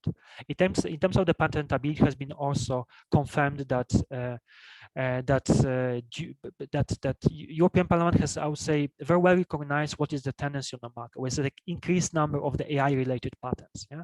And they understand that in order to allow business to foster AI developments, they must do something about it. It cannot be that the patenting process takes too long, or that there is also the problem in terms of the description of the underlying technology of the inventions, AI-driven inventions. So also that there has been an appeal to the European Commission to look at the patent law in order to also accommodate the expectation related to the business AI operators. However, what happened is that European Commission has not followed all of the European Parliament suggestions, and published 1.5 months ago, very, very interesting, first proposal for the regulation of the artificial intelligence. Here's the link that I'm sharing with you. Why it is interesting, as I said, is the first comprehensive regulation worldwide that has been addressing AI to such extent. So by some of the commentators is described as the GDPR of the AI, and I must agree that to some extent I see the common denominator. So I think that some of the authors of that regulation might be also the drafters of the GDPR. Why? Because there's a number of the very similar concepts behind or underlying concept behind both of these regulations. First of all, it's in the form of the regulation itself, yeah, which means that regulation, it means that it will be directly applicable in all of the European Union member states. It does not require the implementation or adoption via via the local instruments, but it will be automatic and directly applicable to all of the parties on the market. That's very important, because thanks to that, the European Union tries to promote this innovation and create the harmonized way of regulating the AI as such. Secondly, to I would say disappointment of the business, there is no civil liability regime that has been suggested, but what is the main focus of that regulation is that the European Commission has followed this risk-based approach. However, they make it in a more sophisticated way when they basically make this distinction between unacceptable risk AI, high risk AI, low risk, and minimal risk AI. And depending on the risk category that you fall in, or your AI system would fall in, then you have a different rules and obligations. So first of all, unacceptable risk is that these are the AI systems that will be prohibited on the market. So there's no way you are going to implement them. These are the ones that related to the exploitation of vulnerabilities of the children, social scoring implemented by the government, similar to the one that is existing in China. In terms of the high risk, this is the I would say biggest also I would say disappointment. That is a very vague language about which AI system really will fall under that category. So that will be still disputable, but what is important that they are allowed, but will be subject to very strict and mandatory rules, that if they are not followed, they will be then subject to penalties. For the low and minimal risk, this is the requirement that you must keep it transparent. So must inform the humans that are interacting with the AI system that the AI system is communicating with you. In terms of the scope, your regulation is following also GDPR concept about extraterritorial scope, which means that not only the AI who are placed on the EU market will be covered by that, but also the providers and users of the system which can generate the output that is used in the EU will be also covered by the scope of the regulation. So that's very, very long. So even though providers or users are not located in EU, still they could be subject, who could be covered by the regulation itself. In terms of the framework itself, that the enforceability will be done by national authorities to be established. But what is also following the GDPR concept is also the very severe penalty scheme for the infringement. So for instance, for the placing AI system that has the unacceptable risk embedded, that could lead to up to 6% of the worldwide annual turnover. So we talk about very severe consequences for the breach of the underlying rules from the regulation. So that's a pyramid that probably you will see very often with relation to this regulation, because that's exactly looking at the concept of the higher there is, the stricter is the rule. And obviously the rule for the unacceptable risk is prohibition. The minimal risk is that as of now, probably vast majority of the AI systems will fall under the categories just the information obligation towards the users that they are interacting with the AI systems itself. In terms of the high risk, this is the thing that will be definitely challenged on the market, that will be subject to many discussions right now. But these discussions are important, and but it already gives us indication what would be the final version of that regulation when we look about which of the industries will be affected, or which of the devices will be affected. So I would definitely advise all of us who are operating in any type of the business that already fall or have been classified as a high-risk industry or the high-risk products to look at that and already start implementing necessary internal measures to make sure that your AI systems are already ready for the legal framework that will come into force sooner or later. What are then the rules that will apply to the high-risk AI systems in European Union?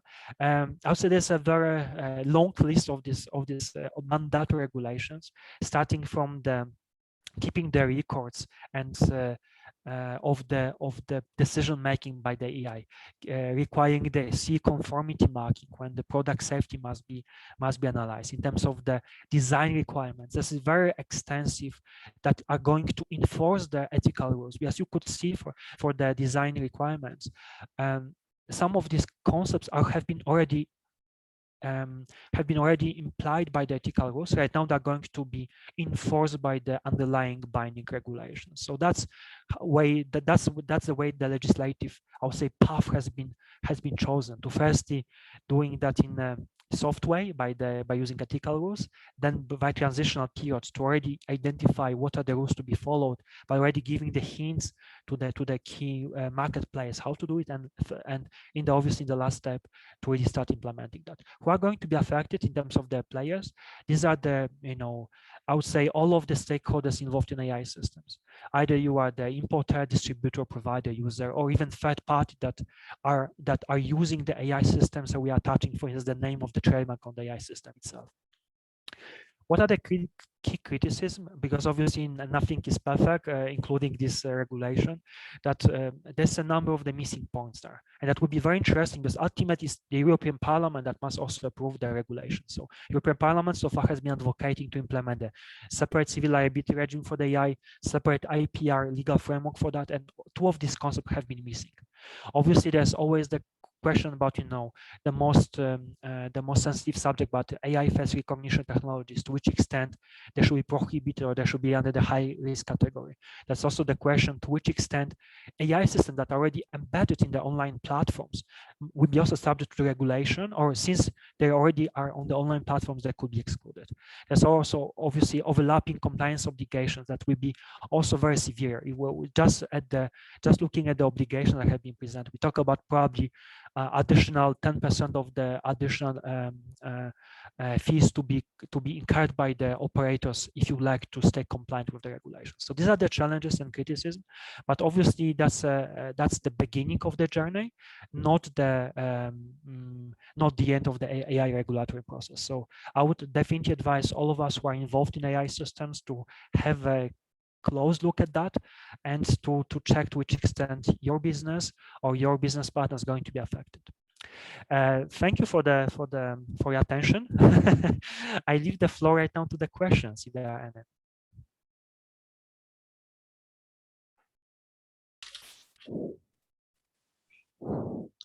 Thank you, Jaroslav, for your informative and enlightening presentation. You have explained so many solid points.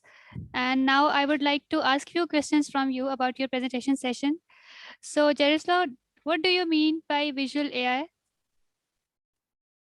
By visualizing AI? Yeah. Yeah, I mean like what you have in your mind once you think about AI.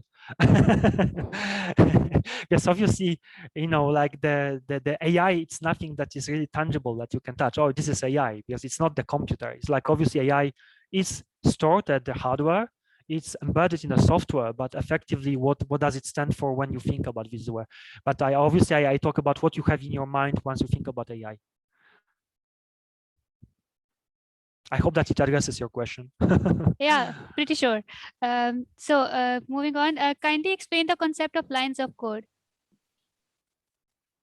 Lines of code is basically the programming that you, based on which the formulas, based on which AI is operating, because AI does not come from nowhere. It's not that you can take, sand, glue, and suddenly build AI. Yeah.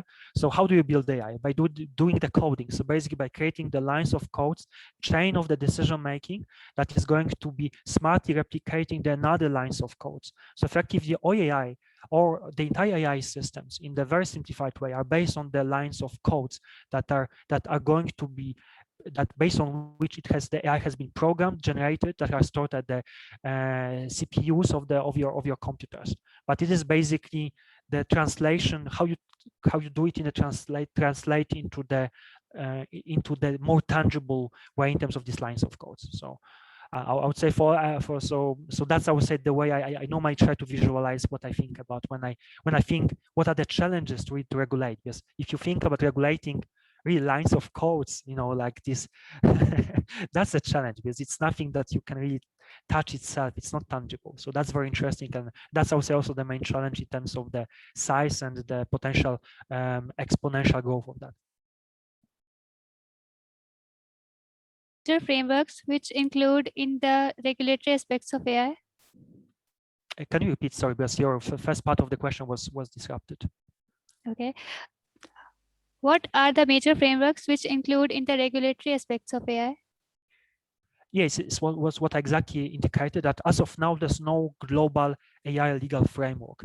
The first step was taken by the European Union by implementation, by proposing this regulation proposal that we discussed. And that's, I would say, the first comprehensive legal framework that has been implemented worldwide. And definitely is what I repeated a few times. Other lawmakers worldwide will likely follow the path also in order to foster the BZMs. Effectively, if you're going to have a different legal regime in any other countries, then obviously it's going to disrupt AI development and deployment. So in order to harmonize the same way as data privacy has been harmonized to a certain extent worldwide, in the worldwide manner, the same would, in my view, will also happen in terms of the AI world. Okay, so moving on forward, how do you see the future of AI in the post-COVID days? Future in terms of the business development, in terms of the business applications, it's just going the COVID. There was no lockdown for the AI development. Yeah, maybe there was lockdown for us. We were stuck in the home, but definitely not for the AI developers. We are all, is what I try to explain in the first slides. AI right now is embedded in probably all of the things that are around us, in the computers, in our mobiles, in our smartwatches, smart devices, smart pills. Everything right now is with this smart adjective. Yeah, what does it mean? Smart, it means that it's intelligent, that has this AI system generated, is powering the device that you use, that you are using. So obviously there's going to be just more and more. Either you will see that with your own eyes, or you are going then to feel that in your daily life. You know, any type of the chatbots, these are AI driven one. You know, any type of the digital solutions that are based on the machine learning, it is AI. So AI is because of this, I would say, going Internet of Things, when we are trying to create a digital twin of the existing systems, technologies, you know, that's where the AI is stepping in order to allow us to stimulate, simulate, and to do some projections and optimization for the efficiency. So obviously in the industrial world, that's where it's going in terms of our daily interactions of the normal humans is going. So I would say COVID didn't really much affect the industry, quite the opposite. I would say right now, when I look at the growth of digital solutions available in the market, it's hard to right now say what has not been digitalized and say what is still, I would say, left in the traditional tangible way. So Jaroslav, can you briefly highlight the types of AI which you have shared during your presentation session?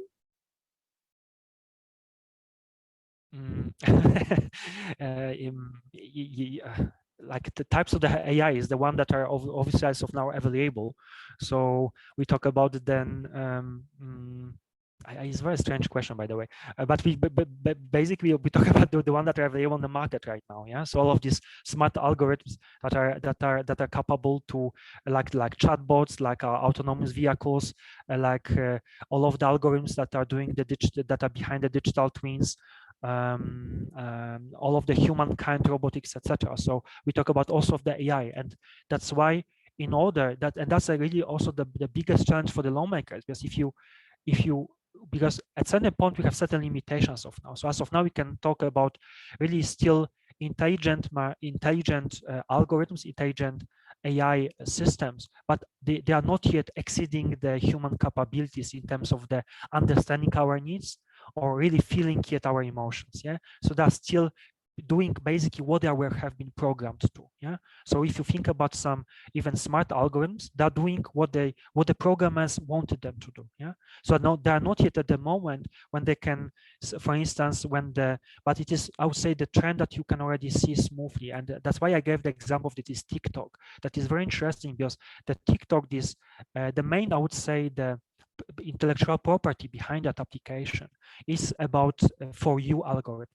And as I said, For You algorithm is the one that is based on your appearance, based the way you are using your body language, is capable of feeling your emotions, identifying your emotions to some extent, identifying what you would like to see, what contents should be for you. Yeah, and that's why this, and that's, I would say, the next step, when the AI systems will be capable of going one step further, when they're going to really understand us better. But it would be also a bit scary to us, obviously, based on the case scenario that I also provided. You know, what if you are, for instance, you are in the depressive mode, you keep playing very depressive music, and whether AI system, if it's capable of identifying that you are about to commit suicide, that should it then stop playing that music or not? And these are also the questions that are posed to the lawmakers, that they need to then make the smart decision how to proceed with that. I hope that that to some extent I address your question. So talking about Siemens, what strategies Siemens is formulating with the help of AI? Yeah, we are using AI in I would say all of our offerings worldwide right now. There's no single business that we are operating without using the AI systems behind that are fueled under our either IoT platforms or IoT solutions or digital solutions.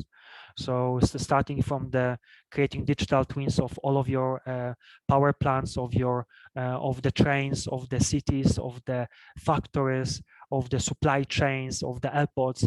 So basically, all what you see as the infrastructure that you are using as the normal individual has already digital twin, which is powered by the AI behind. So obviously, this is something that potentially not many of us realize, but this is right now I would say day and bread and butter of our life. It is everywhere behind every technology that you are using.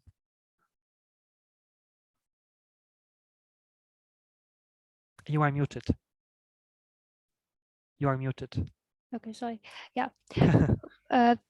Moving on towards my last question, is AI will be the threat for businesses in the coming future? Yeah, definitely that would be the main competitive advantage, the one that is going to conquer. And that's why the value of the TikTok, I'm using that because that's very interesting also from the lawyer's perspective. The value of the whole TikTok is not about the users, it's about the algorithm that is there and the data that has been collected from the users. And that's why it has been banned at the European Union market and US, exactly to protect that AI systems are starting going to the next step. And obviously the one that is going to conquer the next step are going to rule the world probably. As long as it sounds quite aggressive, but I think that's the reality. AI systems definitely at certain point of the time are going to take over many of our roles or many of our aspects of our life, whether we want it or not.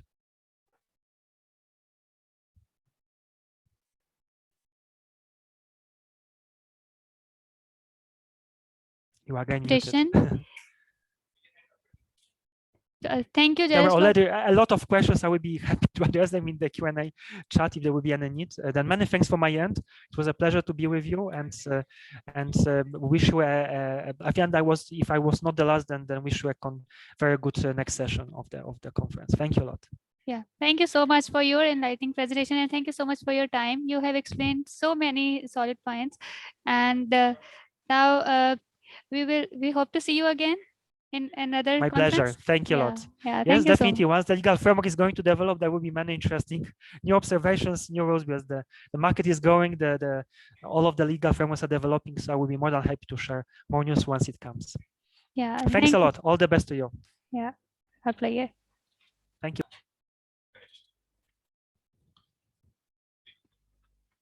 So, ladies and gentlemen, we have our last presenter for today, Mr. Rizaul Karim, who's working as Head of Security and External Affairs at Ericsson. So, everyone, please welcome Mr. Rizaul Karim. He will be joining us within 10 minutes.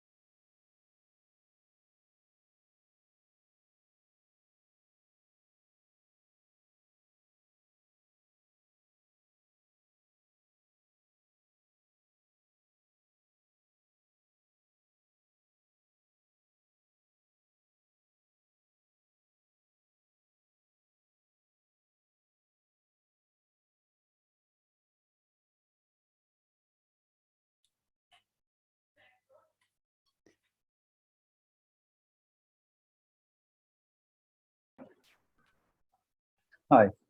Hi, Suriza, how are you? Yeah, I'm fine. Thank you. I can, but I'm unable to share my screen. The reason is that, oh, wait, I show you. This is how I can share. Will it be okay? Yeah, it's fine. It's totally fine. Because in my laptop, the problem is that actually it's officially encrypted laptop. So I have to change the settings. So we are using Teams, but in Zooms we are not allowed. Okay, no problem. You can share it like that. We can say it. Okay, thank you. That will be okay. Okay, Riza, Fantastic, and it's much better. yeah, Riza, you can start your presentation.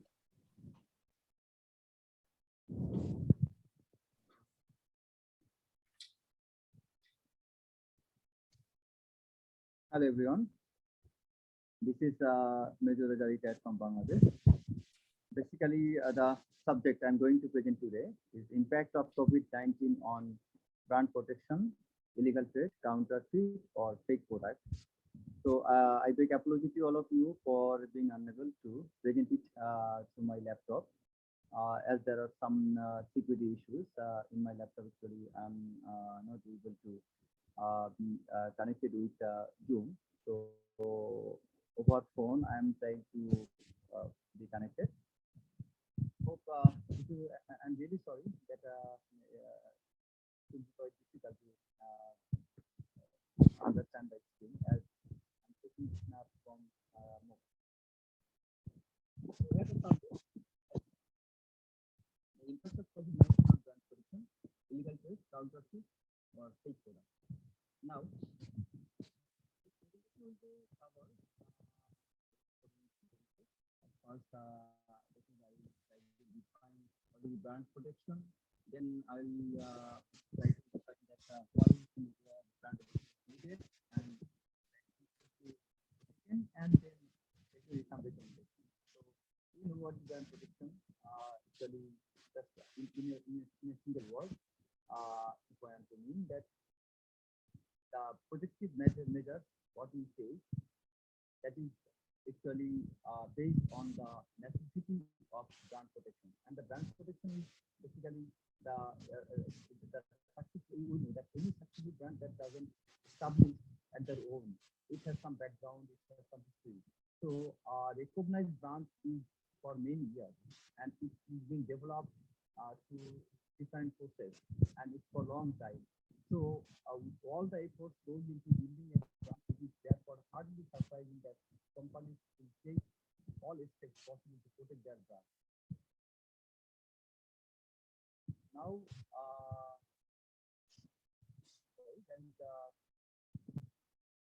why do brand protection?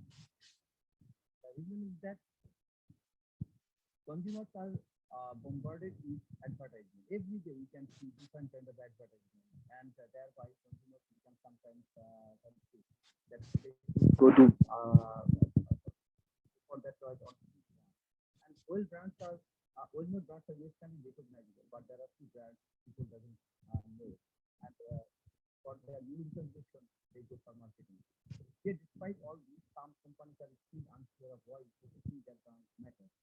And day by day, the threats are being increased due to some counterfeiting, illegal trade, and also fake products. Now, there are some. Let us discuss the threats currently companies and brands are going through. There are some legalities, counterfeiting, and illicit trading. So, through all this process, actually, what we need to do, I'm going to tell you later on. The legalities actually for protecting a brand like copyright, trademark, and all other things need to be legally protected. Like all good innovative products are copyrighted and trademarked in order to protect the manufacturer against another form reaching of the name or design or logo or the element or design such as logo or particular colors used in a product. Like you will find that some organizations, they are not duplicating the name, but they are using same color, same font, same kind of like Bata to Rata, like this. So legal rights, this is how you can see that copyright violation, trademark violation, copyright. These are the things, patent logo violation. You can see here, copyright violation. These are the things need to be checked. And counterfeiting. Counterfeiting is like the same product. It will look like same product, but the inside material will not be the same. It will have same style, same design, same color. Now, here you can see some copyright counterfeited products. Like you can see Colgate, same. Then you can see Nokia, like Nokia. These are there are a lot of things, like KitKat or Kickstar. So this is how it's a counterfeit product. And then you can see illicit trading. So illicit trading is that is a major and growing problem worldwide. Be it smuggling, counterfeit, or tax evasion. And governments are losing billions to billions of dollars in tax revenues, and legitimate business are being undermined, are being hindered, and are being actually deprived from different ways. And here you can see the illegal business hub, illegal custom entry, illegal business hub. These are the illegal trade market. So effects on supply chain, all these things, what we have been discussing, like that counterfeiting, legal, then your illegal products, illicit trading, all these things impact on supply chain. And if they start from here, you can see raw materials. In the raw materials, it becomes sometimes they use the counterfeit materials, or they don't use the original materials. Like in chemical sector, you will find some raw materials are not original. So thereby, from the raw materials, then supplier, then manufacturer, then the distribution channel, like still manufacturing, if the product is okay, in the distribution channel, they do the same one. They do just that same product, same use, but inside material is not same. So this is how they say, like in cigarette company, you'll find like Benson. So the distribution, they have the same packaging, same kind of product, but inside material is same. And thereby the distribution channel are being used. They are the customer and consumer. So raw materials to consumer, end user, all the process are being affected. These are the organizations in 2020 top ITER community. Now, how is this happening? Why are going and how? So for this happening at present, it's happening with social media, online commerce, and easy Photoshop work. Like different people, easily you can do Photoshop work, you can change or you can bring the same shape, group, and design in the product picture. So here you can see the legality of counterfeit, legality conflict, counterfeit illegal trading. There you can see all this framework that risk management and lack of high-level commitment, industry participation, leaky borders, well-organized crime networks, corruption levels, existence of informal distribution, all these things are the reason behind. Actually, I will go through some because a lot of slides I have to cover it. So here, how to actually ensure? Actually, you need to have research, holistic research, and law assessment, because if you find some ways that if you take this action, you need to check, is it approved by law? Is it allowed by law? So you need to check with law. So law assessment and the holistic research, that needs to find out that which way they are doing all this, how to stop all this. So then actively engage for build capacity, capability, and awareness, and campaign by government our agencies, training for stakeholders. Because in your own organization, you cannot do many things without the help of government. So thereby the government assistance is needed, especially from their agencies, and training for stakeholders. Then you go for the and then you do community surveillance, like how it's happening to know it. Then you do some awareness to media, like media then investigative reporting. So these are the things process you need to do the action. Now, basically, what are the organization units involved?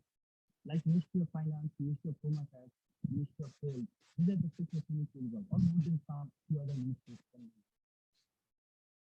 These are the law enforcement done. Locally, I'll give an example like Bangladesh, India, where the police organization plays an important role for enforcement. And enforcement is the better. Now, the impact of COVID-19 on the institution, how it's being impacted. Let's see. The authenticity in the post-COVID world from the eyes of brand protection. So, according to the March 2019 report issued by the Organization of Economic Cooperation Development, the Abuja report every year the total value of counterfeit products on a global scale to be 1.20 trillion in 2017, and next recently we have found it is 1.82 trillion by 2020. And these are the actually social media like Facebook, Twitter, YouTube, LinkedIn, Instagram. Here, just you counterfeit the product, saying you or lookalike product or the duplicate product or the fake product, whatever you say. Same product, because due to COVID-19, the physical in different countries, like Indian subcontinent, like Bangladesh, India, in this region, there are some lockdowns ongoing. So due to lockdown, the physical, all the shops, shopping malls are closed. So, but the shop owners, they cannot remain idle. They have the big expense every day. They need to pay their rent. They have their product. If they don't sell in time, those products will be destroyed. Those will be spoiled. So what to do? They need to sell those. So they are being pressurized from their own to sell this product to online. And what is the online media? That is Facebook, Twitter, YouTube, LinkedIn, and Instagram. And in all these social media, just you take a snap of the picture and you sell the product. And in the picture, it shows that is more colorful. It's the image and the resolution becomes so attractive that people becomes more attracted than the original product. But after the delivery, they understand that is a duplicate on. Now what to do? You can see shifts in consumer behavior and the rise of fakes. Day by day in social media, there is a very big shifts of consumer behavior because the growth of e-commerce day by day is increasing. The new paths to purchase rise in social commerce, and return fraud is a growing challenge. And what to do now? The rise of fakes. Growth of the counterfeit goods, it has a high demand because they can sell, suppose original product price $260, and you can buy the fake product, same product look like, but you can buy it by that is, sorry, 1 moment. So what you can do, you can purchase it by that $260 to $220, right? So thereby you can get it in a less price, but you don't understand that you are going to be penalized for that. You are not getting the original on, you are getting the counterfeit on, and thereby globally, not only in Bangladesh, it's also in India, Pakistan, Afghanistan, and also some Middle East countries, and also around the European countries, will find that people goes for less price product, and the less price product means that counterfeit product, and they are being more interested to purchase those. Here you can see, if I give example of Alibaba, 5,000 counterfeit products offered on Alibaba. And there you can see seller, some organization linked to 2 affiliated websites, you can see.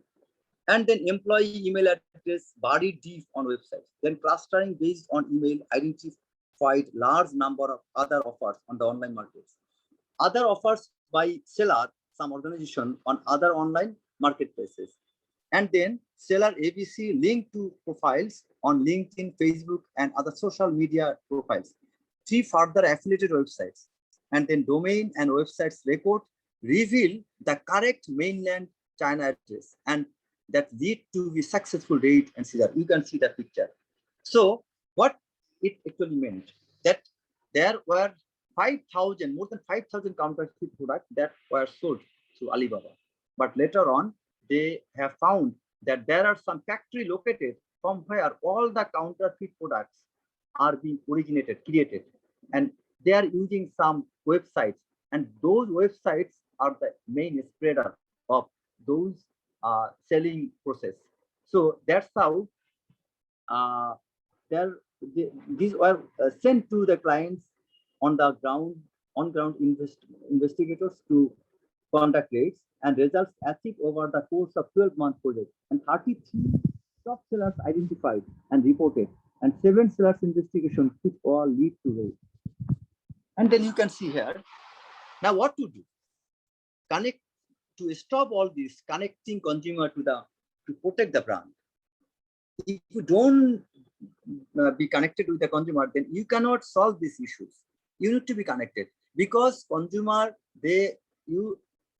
being a seller, I should understand how the consumer will be confident to buy my product.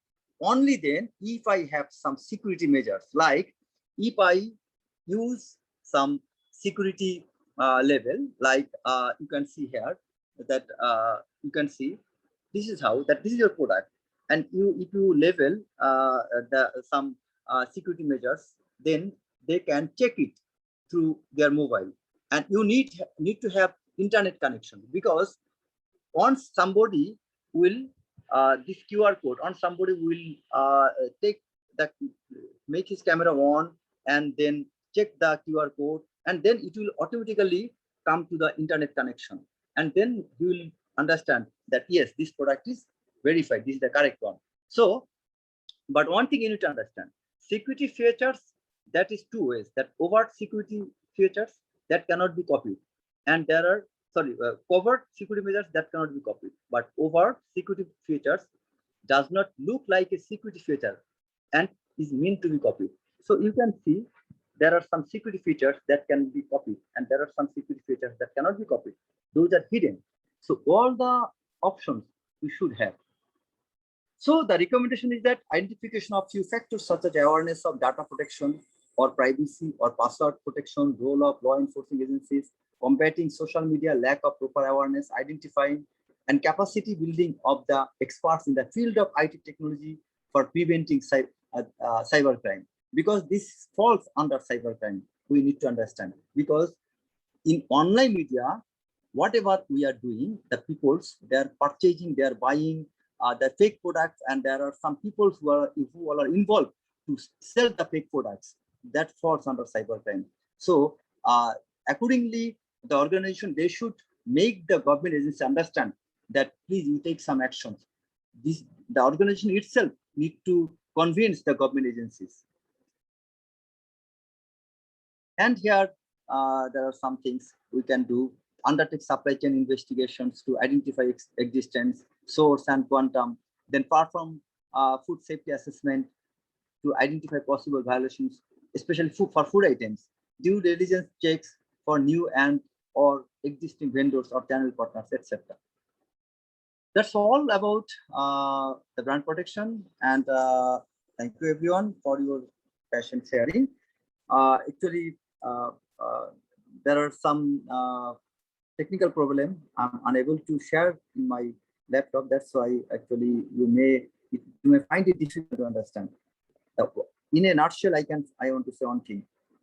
During this COVID-19 situation, all the organizations, especially consumer goods supplier, they need to be very careful.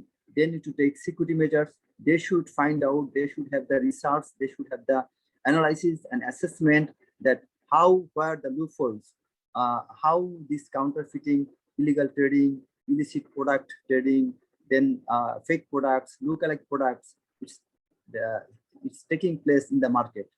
So need to find out that, and then after finding out all those, then we should go for the enforcing action. And without the local government cooperation, we cannot go for enforcing action.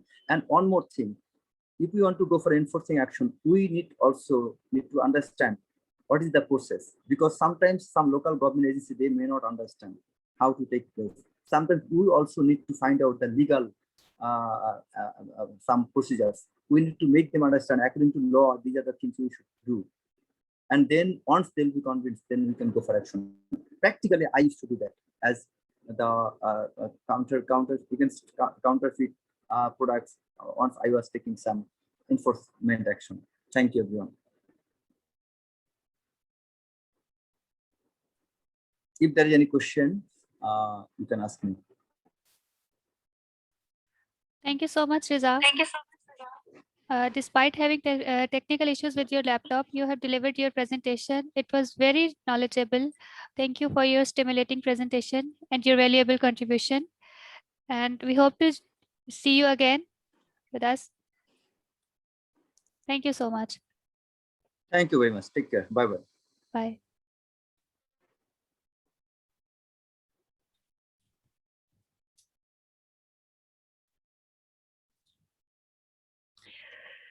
This has been a wonderful conference. I have enjoyed listening to the talks from our valued keynote speakers. It is a privilege and honor to be entrusted with such an undertaking at a gathering of such eminent people from different parts of the world. Thank you so much to our esteemed presenters for your valuable point of view. Now we have reached at the end of our conference. On behalf of Platinum Global Solutions, I would like to thank all the stakeholders without whom this conference would not have been possible. I extend my best wishes to you all. We will be back with novel themes in the coming months in the field of intellectual property council. Have a nice day. Stay safe. Thank you.